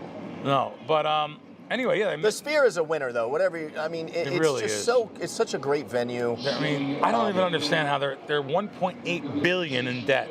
1.8 Well, that's only because they billion. Spent a fortune. $2.3 billion in construction and they were way over budget, right? Like way almost over double, budget. I want to say. Yeah, way over budget. But this has helped them a lot. Yeah. The Sphere. And they're going to win the war. So, they announced some new residencies at the Sphere. Yeah. I was shocked. I didn't hear. No doubt. Oh, I did hear that. I didn't, do they have enough song? I guess they do, and I just don't know. Yeah, they have a lot. They do? Yeah. Yeah, by the way, I love They were big. I love Gwen Stefani. Yeah. So, no doubt, bring in, I think, 12 shows, in May. So, I just didn't, I'm looking for, my wife wants Metallica. Thank you, and not whoever owns this. I forget the guy's name. Wait, they're coming, aren't they? I hope not. They're not announced. Wait, what do you mean you hope not? I just don't want. I'm done with heavy metal. Really? Motley Crue is the end. No, come on. I like them. Metallica is iconic. Yeah, I know they are. I've seen them a few times. I have seen them. The Eagles they've added more shows for next year. They were great. I've seen the Eagles there. They blew me away. I did not expect it. What's that? Did you go see Backstreet Boys? I don't think I know a song. No. You do, but you don't realize. I know who they are. Yeah. I don't. I didn't go see it, but everyone raves What's about it. the one that Wahlberg's in? Is that the one? Donnie Wahlberg? He was Marky Mark in the Funky Bunch. No, Wahlberg's in one of the groups. What is it? New Kids on the Block. New Kids on the Block. New Kids. The brother, not Mark. Big fan of New Kids here. Right? He was jumped up, waving his arms. Okay, I got it. It's weird Tyson knows that, but okay. Tyson's a big fan. All right. Yeah. Also, one of your guys here. Who? Boy George. Oh, that's Culture nice. Club. I see what you did. Coming back. Yeah. He's really coming? By the way, unbelievable voice. I think he had a great voice back in the day. He did back in the day. Yeah. So they're going to be at the Venetian in March. At the Venetian. Joan Jett, who I've seen so many times. Joan Jett and the Blackhearts? Yeah. Joan Jett, House of Blues. So there's a couple different things going on. I like living in Vegas. We have so many options. It's the best. We have so many options for shows. We were just talking, your buddy's leaving. So I had a buddy of mine move here. He moved here. He used to live here in the 90s. And he moved out for 25 years to Boston. And he came back here. He wanted to help me with some stuff. He's just a nice kid. And I really have nothing for him. I don't use runners or anything. He's like, the town has changed. When I was here, you use runners, you use people. Right. And I trust him on anything. But the town has changed, and I just thought he would like to, he's going back already. He's been here 8 months. He's going back now, by the way. Great time of the year to go back when it's freezing. Yeah. So he's going back to the Winter Hill gang. I like how you refer to him as a nice kid. Billy's. He's older than me. Yeah, everyone's kids to me. He's kids. Yeah. No, I know. I refer to a lot. That's just a word I use a lot. Yeah, I like it. It makes people feel good, too. Yeah, I don't do it for that. I do it because I really think like this kid. No. But, so he's moving back to Boston. Yeah. And he just said, I have nothing to do here. I'm bored here. He doesn't really gamble. And he's got a few bucks. I'm afraid he's going to lose all his money. So he's going to give the money away. I tell him that. If he stays here or just in general? Not in general, but I listen, I'm on him every week. Okay, good. So I just Well, stay he'll listen on him. to you. He does listen to me. Yeah.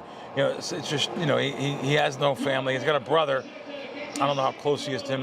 Everyone else is gone, and so he's moving back to Boston. Now, this is unbelievable. What I cannot believe. How could ESPN Bet not make it? ESPN, the largest sports network. It's hard to believe. ESPN. I'm looking at this ESPN. headline, feeling like I'm reading it wrong. It's unbelievable. ESPN Bet is highly likely to terminate and close their sports book. How is you're the worldwide leader in sports. That is your tag. I can't even believe it. They talk about it on the shows. They throw people out with a pulse. I know that, but still, it doesn't matter. They have their core audience is exactly who they want to sign up. Maybe because the ad dollars of the big sports books, I don't get it. How can they not have cut into the pie here with the ESPN, the ESPN2 network, their podcast, their apps? I cannot believe that ESPN Bet is doing this bad. So, yeah, that shocks me. I guess that just shows you how competitive it is. I guess there's only so much money to go around. There's a lot of money, billions of dollars every month. There's so much money to go around the sports betting space. They're record numbers over record numbers, and they're going to be leaving the space.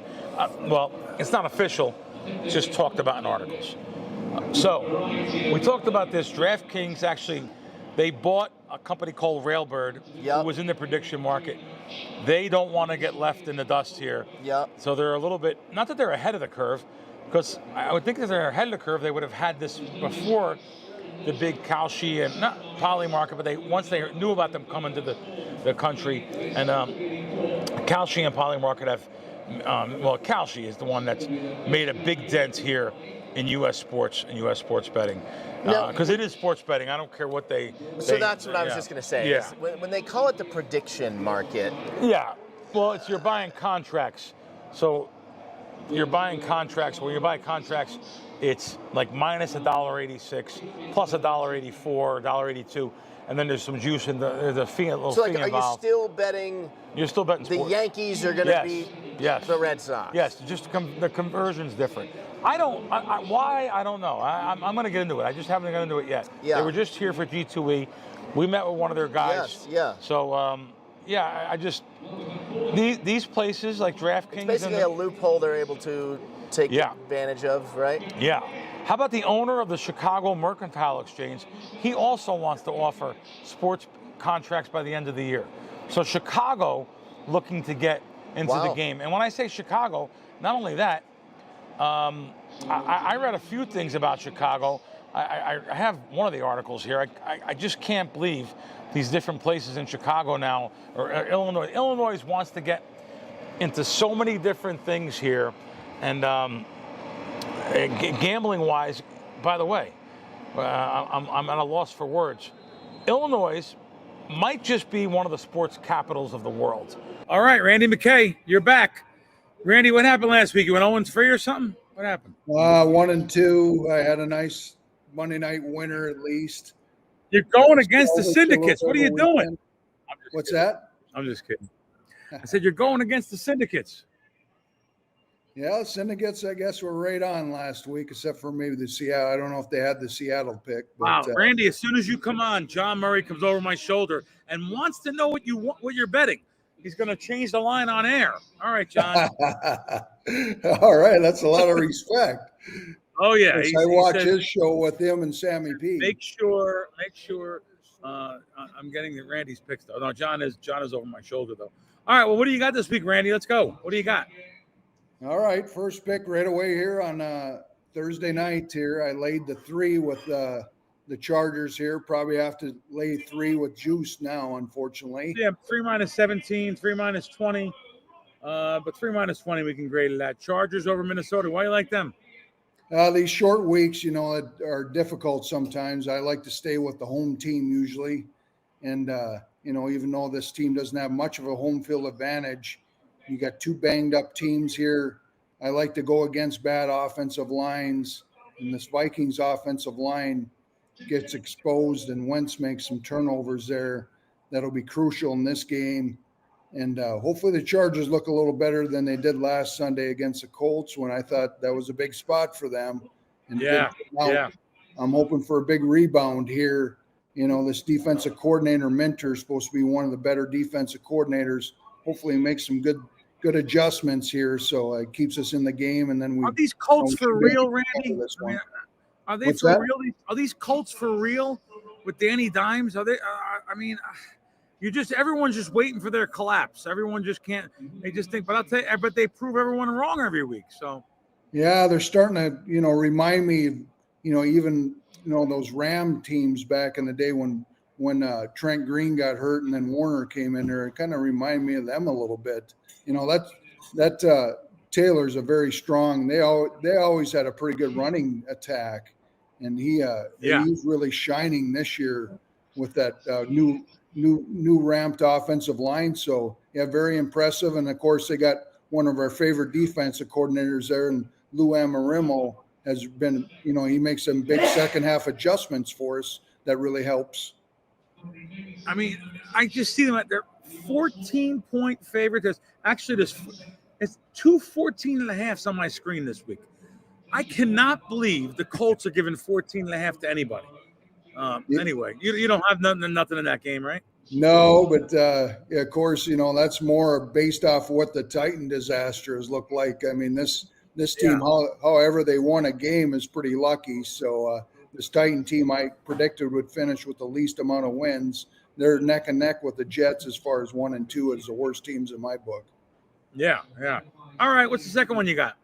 Second one, I'm going to go with a team that actually we beat last week in Houston, coming off that bad, laying like 1 point off that bad Monday Night Football game. This is a do or die game now, coming back against this injured, San Francisco team here. Their bad offensive line for Houston won't get too exposed here at home as they do on the road. That caused them to, not have any offense. These bad offensive lines are better off at home, and this San Francisco team banged up all over the place. You never know what you're going to get with them. You just don't. So laying a point here with the best defense in the league.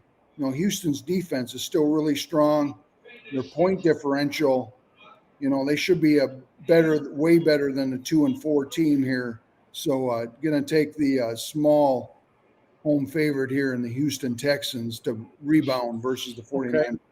Okay. Just for people to know now, Fanatics has -1, Bet Rivers -1, -13.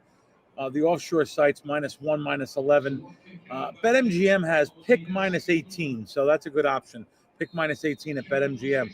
We're going to grade it at the -1 though. If one's available, but personally, I would maybe, instead of laying one juice, I would probably lay the pick -18 at BetMGM. Very low total on that game of 41. All right, so that's 2. What else you got? All right, here's the third choice here, and going to take the Denver Broncos off their amazing victory there in that Giants game. Probably one of the most exciting games I've watched in the NFL in a long time. Them getting 33 points in the fourth quarter. Win that game was amazing. I don't know if you watched that, Crack, but that was. I did, because I have a season win bet on the Giants over, so it really bothered me, of course. Yeah, well, you might still get there because I like what they're doing with this young kid, Dart. Looks like the best quarterback rookie of the rookie crop, and of course, Scatterbo looks good. But you get some confidence here off that crazy game. Offense versus defense here. I'm going to trust what close to number one rated defense against this Dallas. This Dallas offense is good, but their defense isn't good. And I like the running game for Denver to get loose here a little bit with their better offensive line. We should dominate the offensive line and the defensive lines here with Denver against this Dallas team. So I see them covering this game pretty comfortably against the Dallas team. Sure, they got a great offense, but you got to be strong in all three phases of the game. And maybe we might even see if you see a prop out there for a longest field goal, this guy for Dallas, Audrey, might set it. He's amazing. Either he might make a 70-yarder in this game. I just want to see if my guys. I have a list of games. The Chargers is a match. So the Chargers is a match on Thursday night. Dallas plus 3.5.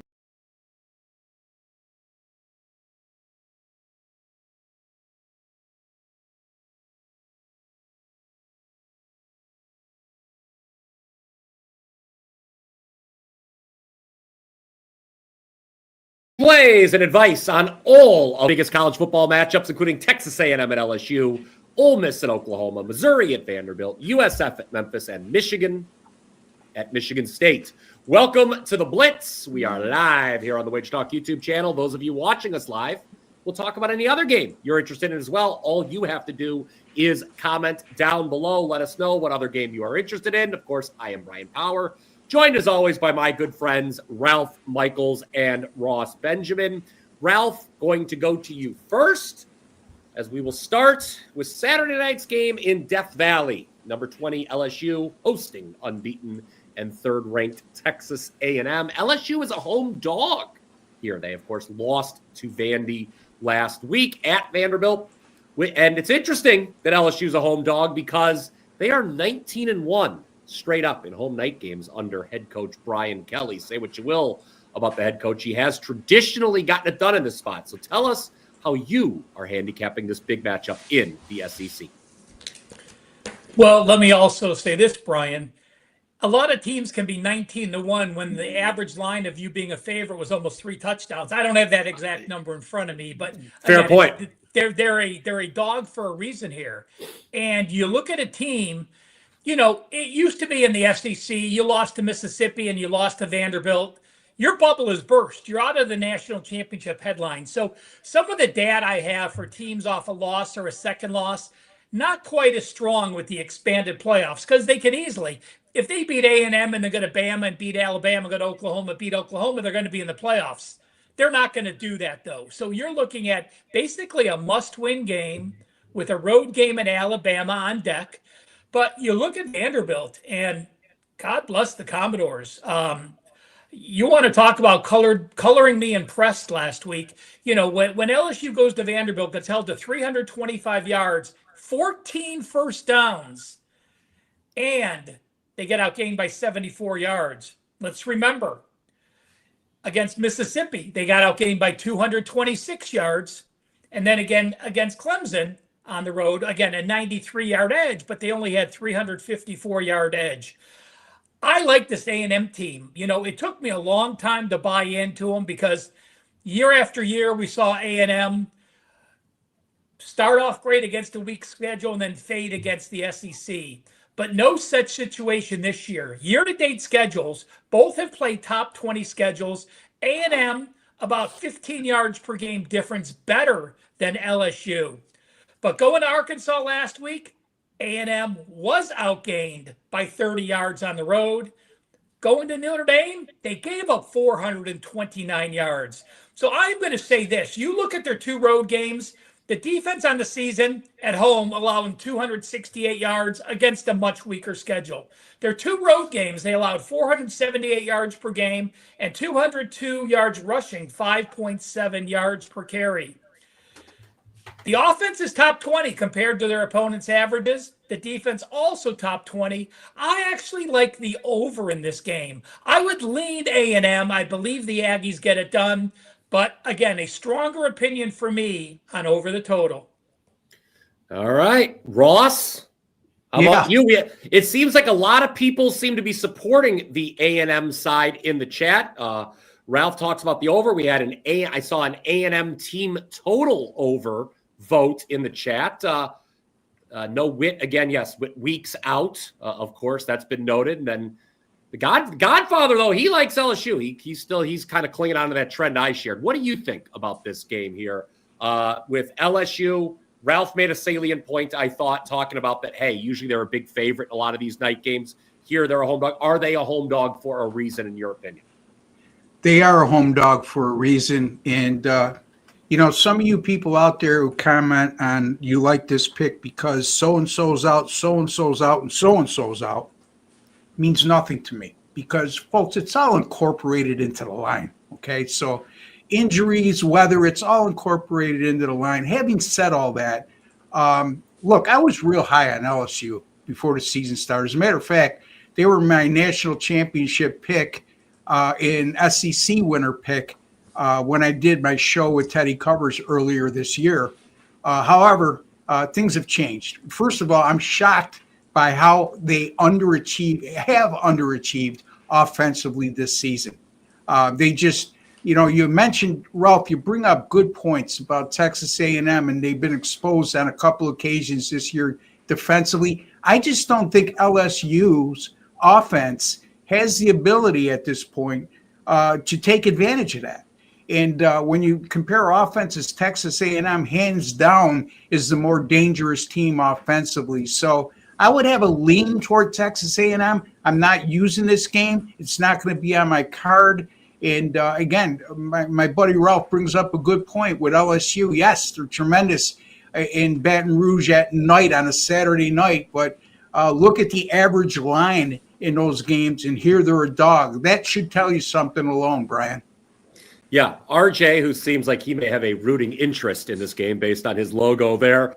He does bring up a point about the home team seeming to win this game. I'll put a number behind that. 8 straight times the home team has won between LSU and Texas A&M. Guys, keep those questions rolling into the chat. We're going to do the show a little bit different this week. You see all your questions. I see the question about SMU and Wake, about USF and Memphis. USF and Memphis was already on our rundown. We're going to go through our 5 big games this week, and then we're going to get to the all your questions in the chat all at once a little bit later. So everybody is doing a great job firing off those comments. Stay tuned. We will get to your questions, but we're going to go through our rundown here first. And the SEC, we're going to stick in the SEC, guys, for Ole Miss, Oklahoma. Ralph, this is a game I talked about on the midweek edition of the Power 5, and I did so because Oklahoma is taking early money, and I said I agreed with that line move.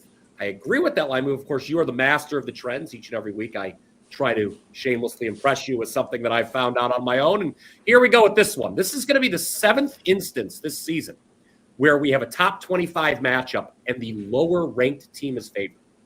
The previous 6, the lower-ranked team who has been favored has won and covered all 6 times. So that points to the Sooners as the right side here. What do you think? Well, let's remember, it's because the Sooners lost to Texas and looked poorly doing it.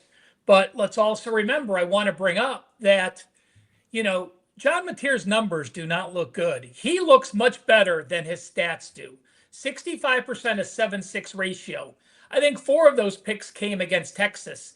But let's also remember the game before Texas, Kent State, was the game he was injured. So he had no practice time coming up to that Texas game, or less practice time than accustomed to. Missed the game before. Last week against South Carolina, I wasn't really impressed with the offense either. They ended up winning 26-7. But if you're backing Oklahoma, you're backing them for one reason. They have maybe the 2nd best defense in college football behind the Buckeyes. You look, they've held 5 opponents to a season low. They held South Carolina last week to 86 yards under their average. In their last 5 games, they have allowed 7, 18, 7, 15, and 15 first downs. Yes, this Ole Miss offense is dynamic. We, of course, have Chambliss. Simmons has played well, too. You look at those guys on offense. And there's a reason they're averaging almost 500 yards per game and 27 yards per game. But I am concerned for Ole Miss. Back-to-back road games in the SEC are tough. Kiffin at Ole Miss, his last 8 back-to-back road games, he has covered 0 of those games. Woo! They went to Kentucky earlier this year. They only put up 30 points, winning by 7. They were minus 2 turnovers in that.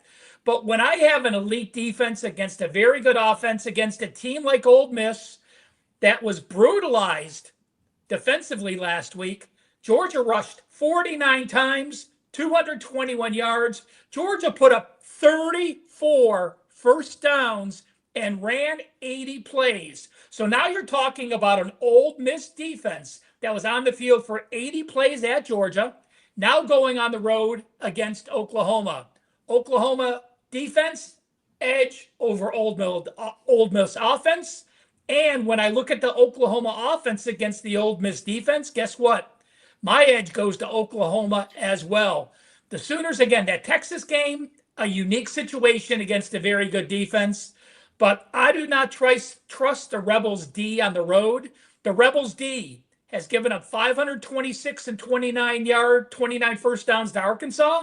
They gave up 510 yards to Georgia. And when you have a defense that's capable to get exposed, and on the defensive side, Oklahoma is not going to give up big plays, which Ole Miss always wants. You know, they do throw downfield. The quarterbacks are combining for almost 10 yards YPA. That will not happen against Oklahoma. Color me the Sooners this week. Rebels lose back-to-back games. I'm with you there, Ralph, and I'm also with you in the fact that I think John Mateer, who, of course, probably came back too early for that Texas game, Ross, I think now 3 weeks back, in his third game back, I think he looks good against that Ole Miss defense that did wear down. Interestingly, Ross, we've got some disagreement in the chat here in terms of the total. Godfather says he leans under in this game. Phoenix Sundust, he likes the over. I will point out, every single college football team in America has gone under. Yeah, I think Oklahoma's gone under in all their games. Yes, and they are the only team that has yet to go over in a single game. So I don't know if you have any thoughts on the total or just want to talk about the side yourself. No, I mean, the first game in Oklahoma goes over. Yeah, I think Ralph's got a camera in my office because, you know, everything he said, I agree with 100% and are in my notes, albeit I have it in different forms. But I agree with everything Ralph just said. And I also agree with your opening statement on this game, Brian. The lower-ranked team against a higher-ranked team. This line jumped right out at me when it opened at 4. When you see a number 14 team in the country as a 4-point favorite to open, and now they're at 5.5, and a lot of that is sharp money. That's what I'm looking at, a reverse line movement here, which indicates sharp money, and certainly my money's on Oklahoma as well. And, you know, Ralph mentioned this briefly, but I'm going to go back to it and say I think this Ole Miss team is going to be a bit mentally fragile going into this game. Let's think about this for a second. 2 weeks ago, as a 32.5-point favorite, they barely get by Washington State 24-21 at home. Okay, they were looking ahead to Georgia. Then last week, they have a 9-point lead, 35-26 going into the fourth quarter against Georgia, and they get outscored 17-0 in the fourth quarter to lose 43-35. Not only lose, but not cover as a 7-point underdog. So they're a little bit mentally fragile going into this game, in my estimation. And like Ralph said, they've been exposed defensively on a couple occasions this year, and also time of possession. Georgia had the ball for 37 minutes compared to 22 for Ole Miss last week. And same applied in the Washington State game. Washington State had a 5-minute time of possession edge, and you could see what that does. And it was exposed again last week, where the Ole Miss defense is on the field so much that they wear down against quality opposition in the fourth quarter. And boy, oh boy, Oklahoma's defense, number 1 in total defense, number 1 scoring defense, number 1 pass defense at 108 yards. Now, I'm not going to say that they're going to hold Ole Miss to those types of numbers, but I will go out on a limb and say Ole Miss will be well below their average in total yards and points scored in this game and passing yards. So I'm going to go with Oklahoma here, -5.5 against Ole Miss. And for all the reasons I just said, and for all the reasons my buddy Ralph said. Again, I think Ralph's got a spy on in my office here. Well, this is a Boomer Sooner podcast here, or show, if you will. It appears, as we have a consensus on this one, Oklahoma. That game, noon Eastern. By the way. All right, what do we say we stay in the SEC, where a lot of these big games tend to take place? And Missouri and Vanderbilt, Ralph. Vanderbilt, last week, we talked about it on the show. First time in over 50 games, they were favored in SEC play. It was the first time since the 1970s they were favored over a ranked SEC opponent. It was the first time since the 1940s they were favored over LSU. But guess what? Vanderbilt had such a fun time winning and covering that game that they are favored again now in back-to-back SEC games against back-to-back ranked opponents. Who would have thought this would be a top 15 matchup coming here? Mizzou at Vandy. Can Vanderbilt, Diego Pavia, do it again here and continue to outperform the odds makers' expectations? Well, the defenses keep getting tougher and tougher. And, congrats to Vandy winning that game. I actually lean, I did not think they would look as good as they did. But what really impressed me the most was the turnovers were even. They rushed for 239, 5.3 against LSU. LSU rushes for 100 yards, 4.8. When you can win both on the offensive line and defensive line, that impresses me. The second most impressive thing is the O-line for Vanderbilt. We know Pavia is mobile. Hell, he's the leading rusher for Vanderbilt, 438 yards, 5.7. That's part of the reason Vanderbilt only has 9 sacks allowed on the season. The D only has 20, so they don't get a lot of pressure here. But now, God bless them. I just cannot back them. Their stat profile is actually a little better than Missouri's.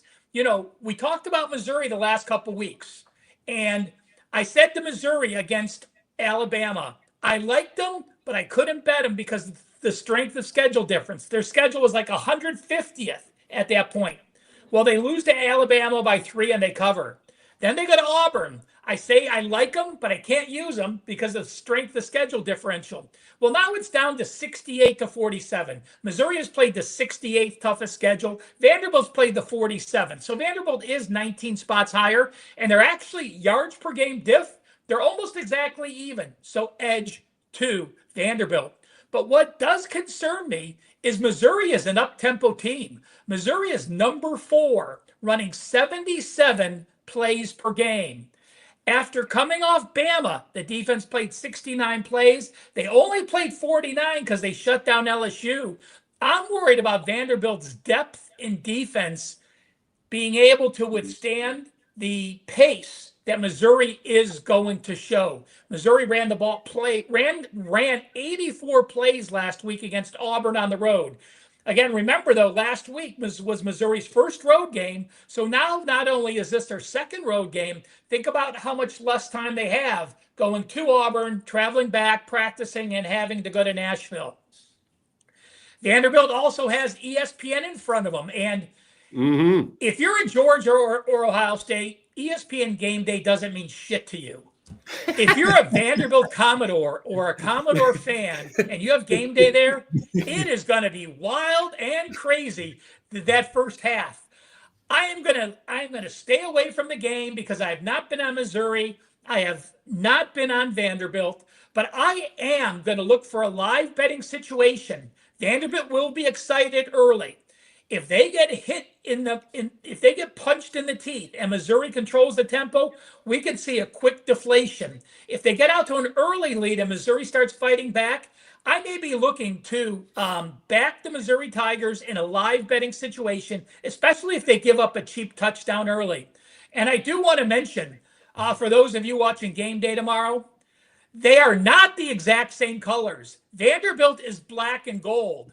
Missouri is old gold and black, two completely different golds, although you can't really tell. Can of old gold always laying on the side of the road, Ross. You can still find those in your favorite neighborhoods. Anyway, so I hope you heard that, Pat McAfee. Ohio State, Georgia, they don't give a shit about you, quite frankly. That is for Ralph Michaels. I will say this, something that I care about, Ross, and yes, I am speaking here as a jilted Auburn bettor from last week. Missouri was very lucky, I thought, to win that game in double overtime. Auburn, because they have apparently angered the college football gods and will never, ever have something go right in a high leverage situation again until maybe they fire Hugh Freeze. They missed 3 field goals in that game. So Missouri, they go on the road. Ralph mentioned for the first time they win. Why? Because the other team missed 3 field goals in a double overtime game. Well, both teams missed field goals in the first overtime. So what do you think? This is a tough game to call. I think Missouri and Vanderbilt. Yeah. Your thoughts? Yeah, it's not a game I'm going to use. Talk about wild and crazy. Ralph, you're comparing the colors now. We're getting down to that in analysis. Wild and crazy fits you, my friend, but I love you, man. Anyway, to me, I think Missouri's a tad better on both sides of the ball. The one thing that really sticks out to me, Ralph mentioned the fact that Missouri runs 77 plays per game and plays up tempo. Their defensive numbers are pretty good for a team that runs that fast a tempo offensively. I mean, we mentioned it with Ole Miss, and if you're not converting running fast tempo, you're putting your defense in a dilemma because they're on the field a lot. So that part of it impresses me for Missouri. Really tough call. There's a lot better value on the board in my estimation, guys. All right. Shout out to Titans, RJ, Adam, Cody, everybody, Have watching in the chat. Again, we're going to go through our rundown here. We've already gone through 3 games. We've got 2 more in our rundown to get to. And then we will be focusing on all of your questions on the chat. Keep those coming. Stay tuned. We'll answer you. But now we're going to take a break to tell you guys what we all have going on this weekend at WagerTalk.com. Ralph, we have a joint promo, the 3 of us here for the Blitz. You, Ross, and myself. Why don't you tell the people about that? Well, guys, as a thank you for watching this show, this is a show-only special for the 3 of us. A 30-day all-access pass, normally $2.99. Well, for the last 4 weeks, you've heard Brian, Ross, and me both talk. What a great deal the Weekend Warriors getting Saturday college football and Sunday NFL. But basically, for the price of 4 Weekend Warriors, you're also getting any midweek college football, any midweek NFL, plus NHL, NBA, and college basketball starts in 13 days? 14 days? So you're talking all access, 30 days, not $2.99, but only $199 for the 3 of us. By the way, let me figure out some math. That is under $7 a day. So the coupon code, under 7, UNDER, the number 7. In college football, I have won 10 straight college football games. Woo! My college footballs run 37-15. College football best bets, 4% and 5%, 25-9, 74%. College football 5%, 9-2, 80%. I already have 3 college football plays loaded, including that 5% play. Hopefully the streak goes to 13-0. Sign up today. You'll get those plays immediately. I want you to play them today. The code again, under 7, UNDER, the number 7, no spaces. All right. Speaking of people who know a thing or two about winning in college football, we have Ralph. Absolutely have 10 in a row, folks. Awesome. And then not to be outdone, the individual to my left there on the screen, Ross Benjamin, you know a thing or two about winning at college football. Why don't you sweeten the pot, make the people want to take advantage of this special offer even more by telling them what you've got going on? Yeah, I mean, yes, I do know a lot about college football, and I have won consistently, especially over the last 3 seasons. But Ralph, congratulations. That's a great run, my friend. And the reason why you're right up there in the standings in college football each and every year. Look, here's the thing with me. $49 weekend special. You get Saturday college football, Sunday NFL, and Monday NFL, if I'm not mistaken. And 5% best bets as well are included if we put them out. And a lot of you have been buying this for me, and I really appreciate it. And to me, I don't know why you would stop. And I'm glad for you because since September 11th, my NFL and college football, a combined 31-15.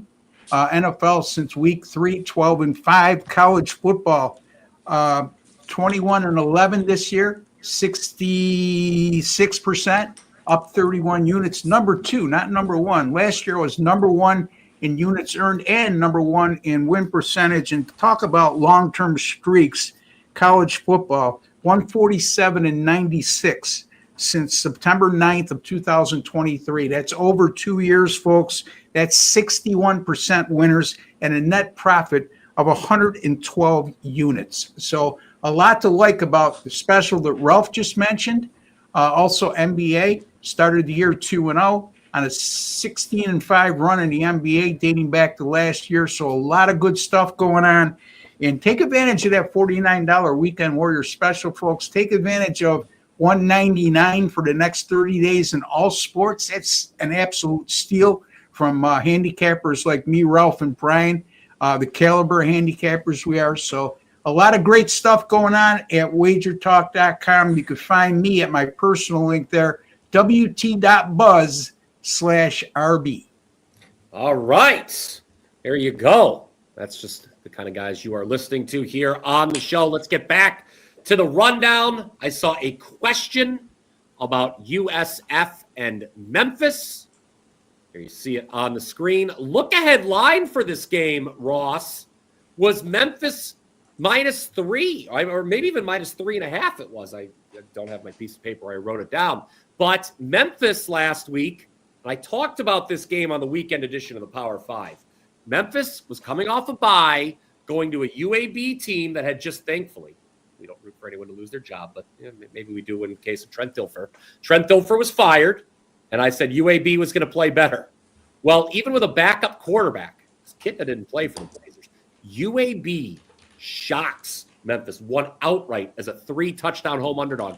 So, and Memphis has major injury concerns, including a quarterback. So we've seen a massive flip here in this game. Memphis, now a 5-point home dog at the Liberty Bowl, where they tend to be very good. I've got the number because I talked about this on the midweek edition of the Power 5 here, which you can watch elsewhere on the WagerTalk YouTube channel. Memphis, 31-6 straight up their last 37 home games, 10-3 ATS their last 13 as a home dog.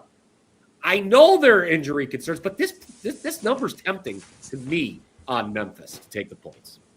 Yeah, beware of the wounded animal is what I say in this one. And Memphis was clearly looking ahead. No excuse to lose at UAB with all the turmoil that program had gone through leading up to that game, firing their head coach, Trent Dilfer, which in my estimation was justified. And like Brian, I don't want to see anybody lose their job. But, it came to that point.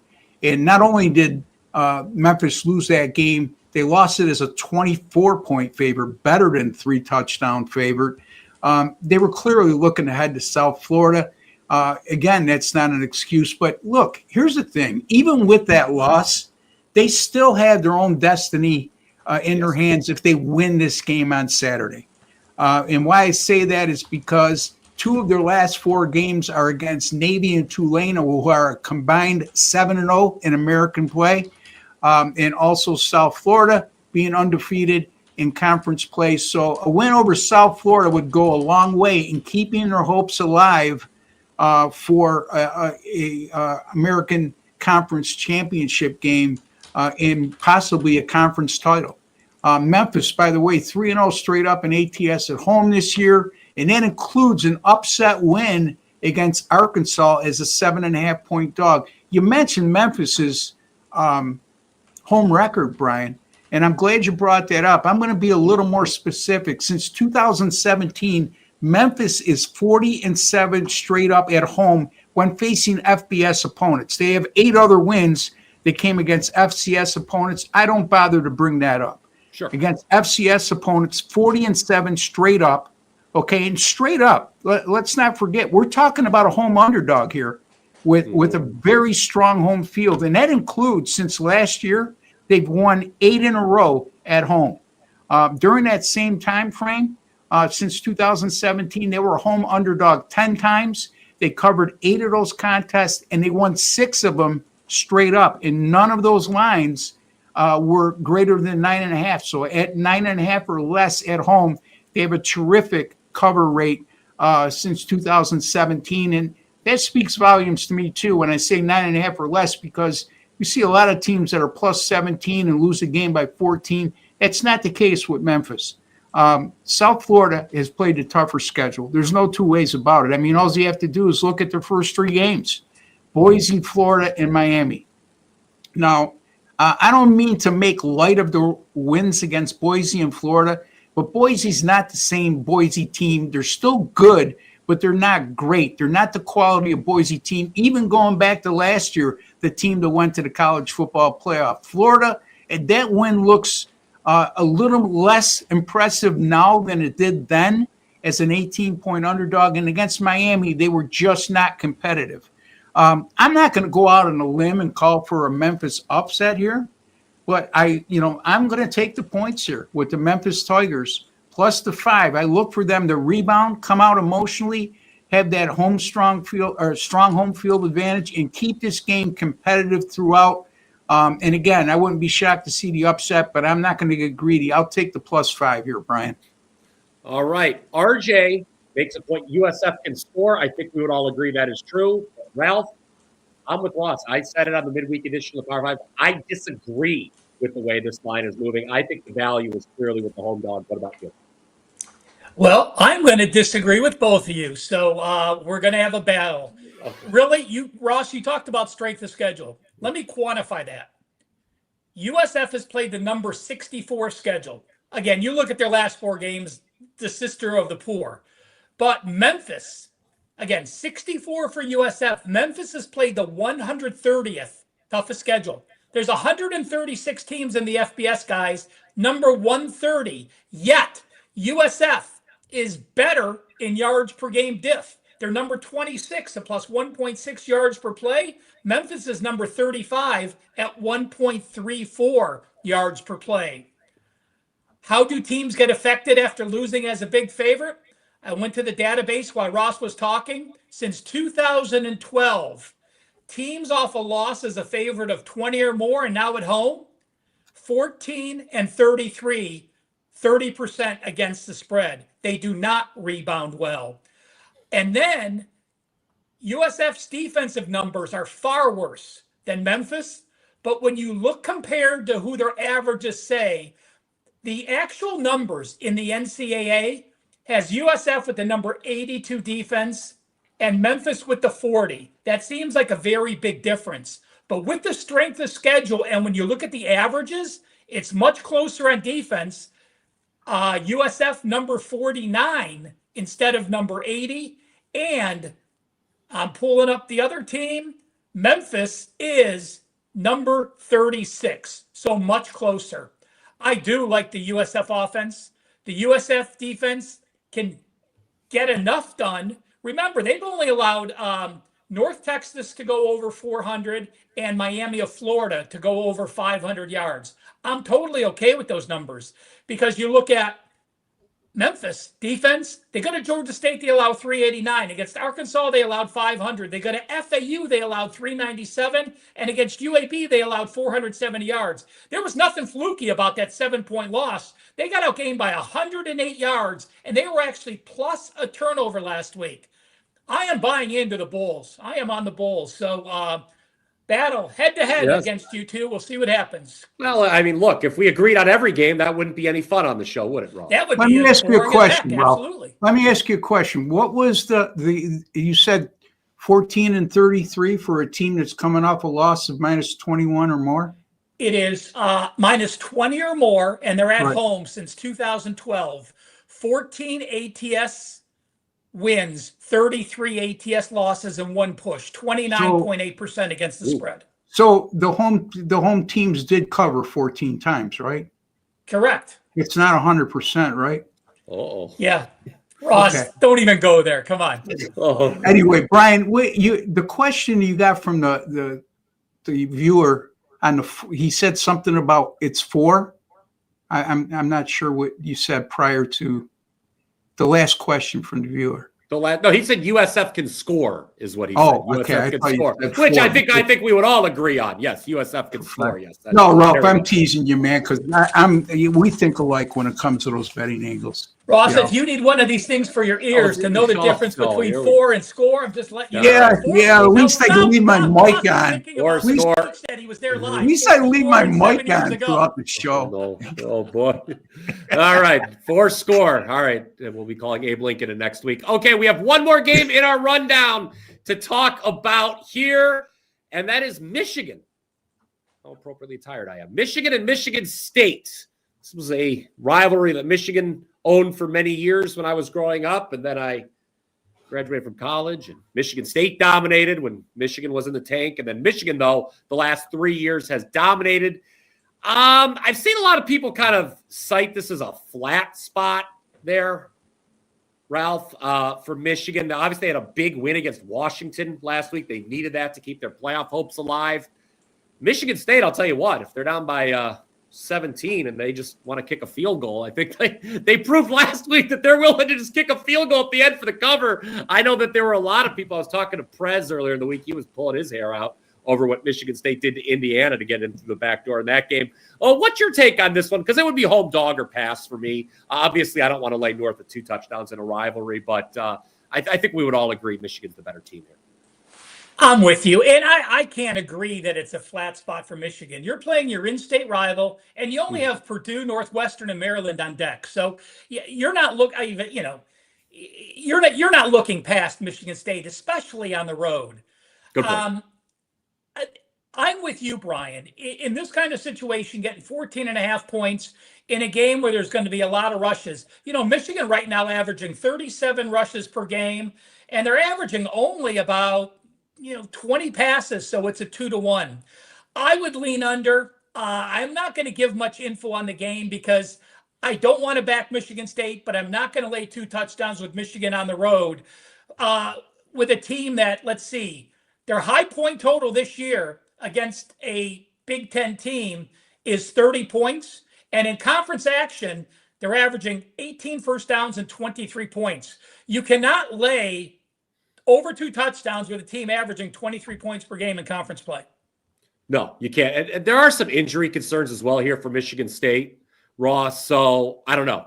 Do you have a stronger take than Ralph or I on this matchup? No, I believe what both you guys said, I agree with 100%.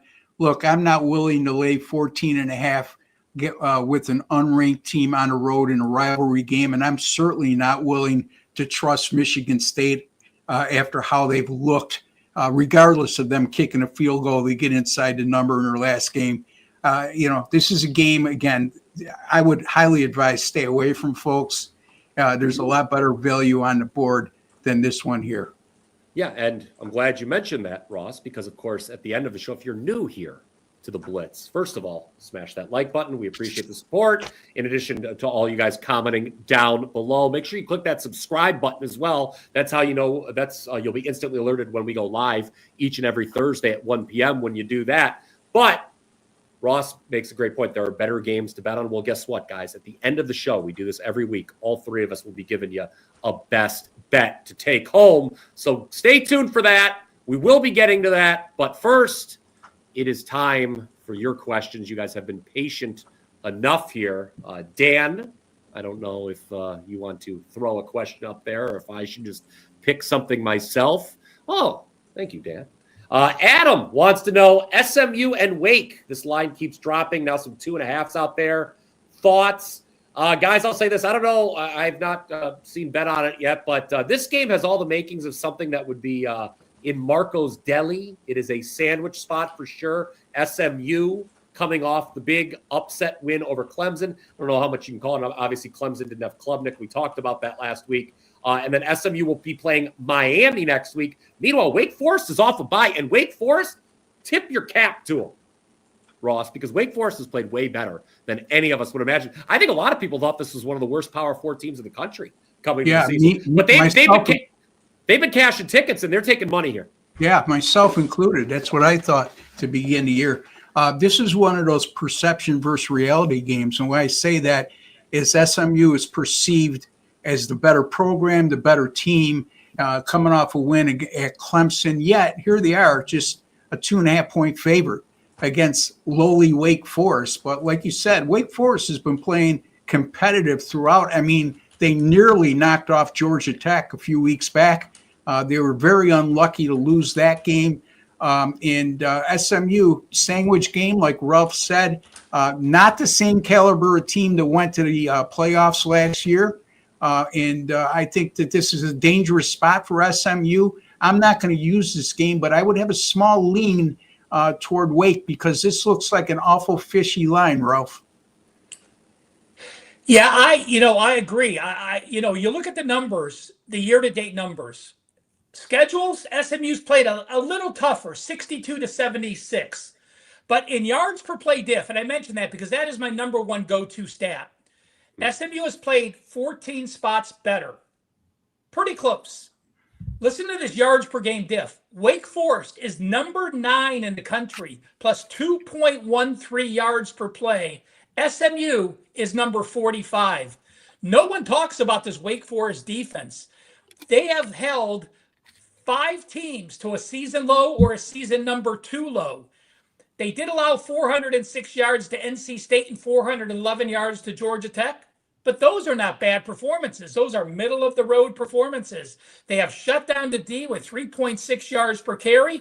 Now, of course, yards per carry doesn't mean that much normally with an SMU team, but this SMU team basically has passed and rushed for the same time. Rhett Lashey's not throwing the ball nearly as much as he has in the past few years. Wake Forest defense gets it done. I think it's going to be a lower than expected score, and I do back the Demon Deacons. Okay, so there you go. It's a bit of a fishy line, and we're all, I guess, casting our reel there with Wake Forest. All right, let's get oops, I'm sorry about that, Dan. Here, let me hide that. Dan, I apologize that I tried taking control for a minute. I jumped the gun. Can we get an Arkansas-Auburn breakdown? Here's my breakdown. This is how this game is going to end. Okay, it's going to get the third overtime. The teams are going to have to trade 2-point tries, and both teams will then spontaneously combust. Because that's the only way that these two teams can – these are the unluckiest teams in America, Ross Benjamin, and you can't convince me there's an unluckier team than these two. Arkansas, all they do, and for that matter, all Auburn, they just lose close. Every game, They just find new ways. I was on Arkansas. We got in through the back door, thankfully against A&M last week with that late touchdown. Auburn, I wasn't so lucky on. They had a shorter number at home. So I don't know how you can – I don't know how you – and of course, the line, it's a pick'em game. This is a very tough matchup for me. Auburn has perfected the art of finding ways to lose. Arkansas is a close second. The only difference I see is the one game that sticks out to me is Arkansas getting blown out at home against Notre Dame. Auburn's a very difficult team to blow out because their defense is pretty damn good. As a matter of fact, much better than Arkansas. In a matchup such as this, that might be the difference, but I'm not willing to go out on a limb on either one of these teams, Ralph. I agree with you. Brian, we talked about UNLV a few weeks ago. Arkansas is the SEC UNLV. Listen to these numbers. These are national rankings. Yards per game, number 4. Yards per play, number 5. Defensive yards per play, number 126. Defensive yards per game, number 126. So you want to talk about a team. I guess that's the reason their last 4 games have scored 87, 65, 79, 64, and 69. There's also a reason this total is so high. The teams have played the number 2 and 4 toughest schedules in the country. But what really shocks me, you think Arkansas runs the ball and they don't get explosive plays? This year in college football, they have had 141 plays of 10 yards or more. That is number 1 in the NCAA. They've had 54 plays of 20 yards or more. That is number 1 in the NCAA. So no action for me, but basically when you're breaking down this game is, who do you rate higher? The Arkansas offense versus the Auburn defense, which are both in the upper echelon, or the Arkansas defense against a horrible Alabama Auburn offense? Pass for me. If I had to lean, I would lean with the home team with the tougher schedule and the much better yard per game, yard per play, and point per game diff. Yeah, and I see in our chat a lot of people have shouted out Arkansas quarterback Taylor Green. They have a big edge at that position here. Arkansas's taking a little money. If you force me to take a side of this one, it would be the Hogs. Of course, they've already made the coaching change, going to the erstwhile Bobby Petrino, stay off the motorcycle Bobby, and Hugh Freeze. Meanwhile, I don't know how long he is for that job at Auburn. All right. You know what, Brian? By the way, with that Arkansas cover last week, interim head coaches are now 5-0 this year.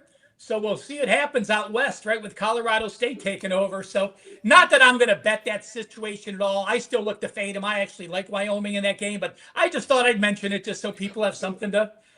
Yeah. I mean, it was interesting last week. As a matter of fact, you talk about it was a very unique situation because Penn State had the interim. Penn State was the last team in the country that had not covered a point spread. Well, what do they do after firing James Franklin? They cover for the first time, and then UAB, playing under the interim Mortensen, they were facing a Memphis team that was one of two that had covered every game. And guess what? UAB covered that spread. So the interim coach bump, we call it the new manager bounce in soccer for those keeping score at home. It is real, apparently, in college football. And yes, there is one instance of this. There's no soccer talk on this show. Come on. Come on. We had a nice winner on Middlesbrough yesterday. All right. Big fan of the channel before I run everybody off. A prediction on the side in the Pittsburgh game. I'd appreciate Pittsburgh playing NC State. I don't know if anyone has a take on this one. I kind of lean towards the dog in this one. Of course, that's my natural reaction to most of these things, but that's what I would do here. Yeah, I agree with you, Brian. I think this line jumped out at me when I saw Pittsburgh is a single-digit favorite, which surprised me a little bit because Pittsburgh, in my estimation, they were getting a lot of acclaim before the season started, and they're starting to play like that team that deserved that acclaim. And NC State, it's sort of an erratic ball club, but this is a low number, I think, Ralph, with all things being considered. And that scares me away from going toward what I think is the better team in Pittsburgh.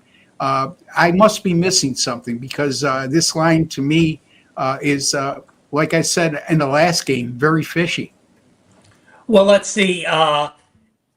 Panther fans, Eli Holston, you beat Duquesne, you beat Central Michigan. Oh, you lose to West Virginia. He gets hurt against Louisville. Oh, my God, the season's over. We have to go to the freshman, right? Heinschel. What happens? 503 yards against Boston College, 476 yards at Florida State. Last week against Syracuse, they were slowed. He was only 13 of 24 because he was sacked 7 times. Syracuse D-line was amazing. The problem is this. NC State has not had more than, they have 11 sacks on the season, and on the road, they've had 1 sack, 3 sacks, and 2 sacks. I actually do lean the under in this game. I think Pittsburgh, with the freshman, has run the ball 42, 42, and 43 times the last 3 games.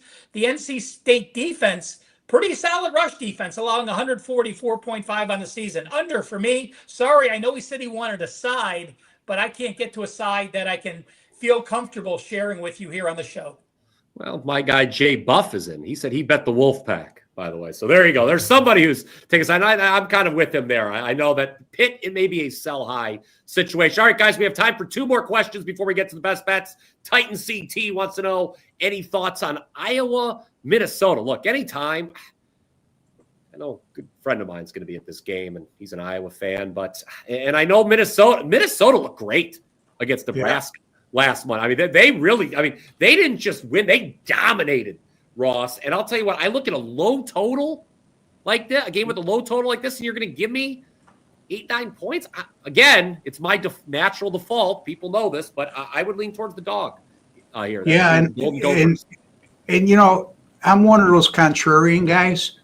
And when I saw this line, I term it as a heavy line. And when I say that, it's Why is this team favored by more than a touchdown in this game after what we saw with Minnesota last week? And for that reason alone, I would, if I use this game, I would use the home favorite here. That's just the way I think. It's a little bit of backwards logic, but again, folks, if you think like an odds maker, you're going to be right more times than you're not. Okay, and think like an odds maker here. Why is it? And not only it opens at 7.5, it's gone to 9. It's why is Iowa catching early money after the way Minnesota looked last week against Nebraska, Ralph? That's very well taken. Well, Minnesota looked good last week because they were facing a rush D in Penn State that just wasn't interested in playing. You got to remember, Kamari Moulton for Minnesota got hurt in the opener. He missed a couple games, came back a little early against Rutgers. They did win that game. Then they lose to Ohio State and they beat Purdue and Nebraska. Well, the last 2 weeks with Moulton, 15 carries for 96 yards, 17 carries for 99 yards. What does that do? That opens up the quarterback, Gronkowski, who is a very mobile quarterback. He is number 2 on the team in rushing. He had 9 carries for 130 yards. I think the Iowa rush defense that we're so accustomed to under Ferentz being good, you look at the last couple weeks, they allowed Wisconsin 127. They allowed Penn State 173. Minnesota will be able to run the ball. What I do like in this game is I actually like Minnesota first half because the Minnesota defense played well against Nebraska, but they got exposed the previous 2 weeks. Granted, that was Ohio State and Purdue, but I actually think Minnesota can keep it close. I like Minnesota first half plus the points. Okay, a little first half bet. I think that's the first one. Ralph's been sneaking those first half bets in each and every week. That was the first one this week. A little Mid-American Conference. We couldn't go a full hour without working the Mid-American Conference. And BP, tell me I'm on the right side with Miami of Ohio -1.5. Look, Chuck Martin, as he always does, prioritizing the conference games over the non-conference games. Yeah, maybe. I like the under in that game, Jacob. I'll be honest. If I had to take anything, I wouldn't take a side. I would take the under. I think points will be at a premium there in Miami and Western Michigan. The MAC wide open this year. All right. Time to get to our best bets here. Ross, I'm going to go to you first here because you, in our Slack channel, you were the first to contribute your best bet, so you'll be the first to go here. And you are also talking about a marquee matchup here with Alabama and South Carolina. I hope I don't spoil what you're about to say for everyone, but I agree with you here, and I think then people know which side you're taking. Well, I'm either going to look like an absolute genius or an absolute moron with this pick. Here's the thing I'm looking at, all right? Alabama, 3 games on the road this year against pretty good competition, by the way, in Florida State, Georgia, and Missouri. Well, I guess Florida State, now that you look at it, wasn't real good competition. And they lost that game. And the other 2 that they won at Georgia and at Missouri, they won by 3. Okay? Alabama's played a gauntlet when it comes to schedule. In their last 4 games, number 5, Georgia, number 10, Vandy, number 17, Tennessee, number 15, Missouri. Now they play a South Carolina team that's vastly underachieved this year, 1-4 in SEC play. And next week, they got LSU. The week after, they got Oklahoma. So I guess Marco calls these sandwich games, and this certainly fits that bill. I just think, look, there's no reason why, when you look at this game on paper, that South Carolina has any chance not only to win the game, but to stay competitive. I mean, their offense has struggled. Their offensive line is terrible. But again, I'm going to use that, go against the grain outlook here. And I am going to take South Carolina here. You can get a 12.5. There's a couple 12.5s out there, folks. A couple places have come down to 11.5. And I deem that to be sharp money because I don't think a lot of people early on, public betting wasn't lining up to take South Carolina plus the points against an Alabama team that's beaten some pretty good opponents in recent weeks and looked pretty good in doing so. So I'm going to go out on a limb. Okay, South Carolina plus 12.5 against Alabama. Call me crazy, but we'll see. We'll talk next week and we'll see how crazy I am. Well, Ross, you have two supporters, not just me, but Jacob Hefner, also on the Gamecocks there. So there you go. You got two supporters, if that makes you feel any better. Ralph will be taking you to the SEC as well. Before we get to him, let's dip down to the Sun Belt, shall we? I'm going to give you a best bet in the Sun Belt now. It was several weeks ago on this very program, you heard Ralph Michaels give out a best bet on Troy. They were getting 5 at Buffalo at the time. Troy was really at its low point. They were turning to a backup quarterback. Well, Ralph was correct in taking Troy that week as a 5-point dog. They went to Buffalo and won outright. What did Troy do the next week? They hosted South Alabama. They were a short home dog. They won that game outright. What did Troy do the following week? They went to Texas State as a 7.5-point dog. Won outright, 48-41. And then last week, Troy found itself in the favorite role for the first time, and they did win big, 37-14 against the UL Monroe team that it turns out, well, just isn't very good. But you peek open the box score, bust open the hood, if you will, Troy was +4 turnovers in that game. And now Troy is laying more than a touchdown at home against the Louisiana side that I think is more than capable. Louisiana coming off back-to-back losses, but those are two good teams in the Sun Belt, JMU, James Madison, and Southern Miss. I think Louisiana is live here. Give me the Ragin' Cajuns plus the 9.5. Maybe even sprinkle a little bit on the money line, but that is my contribution to our best bet segment here. Ragin' Cajuns. Ralph, take us back to the SEC. Brian, I looked at my opening power ratings while you were talking about that game. Mm-hmm.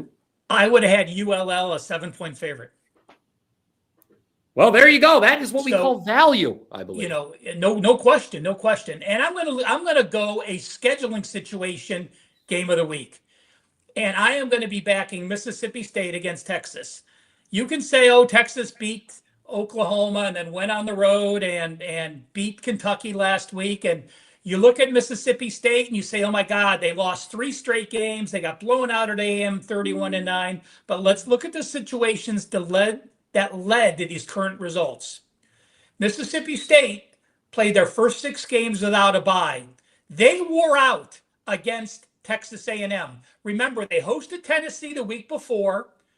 They were on the field for 75 plays, I think, at home against Tennessee. Then they had to go to Texas A&M. Texas A&M ran the ball 80 plays, and they just got mauled over, allowing 299 yards rushing. So what happens? They have a bye week. They then have to travel to Florida last week, and even though they lost that game by 2, they ended up having a 468 to 452 yard edge. Turnovers were even. On the flip side, how many college football teams have played 4 straight games away from home? Well, that's the Texas Longhorns without a bye. They had a bye before the Florida game. So they go to Florida. They play Oklahoma in Dallas. They go to Kentucky, and now they're playing their 4th straight road game. Too tough of a situation for that non-existent offense.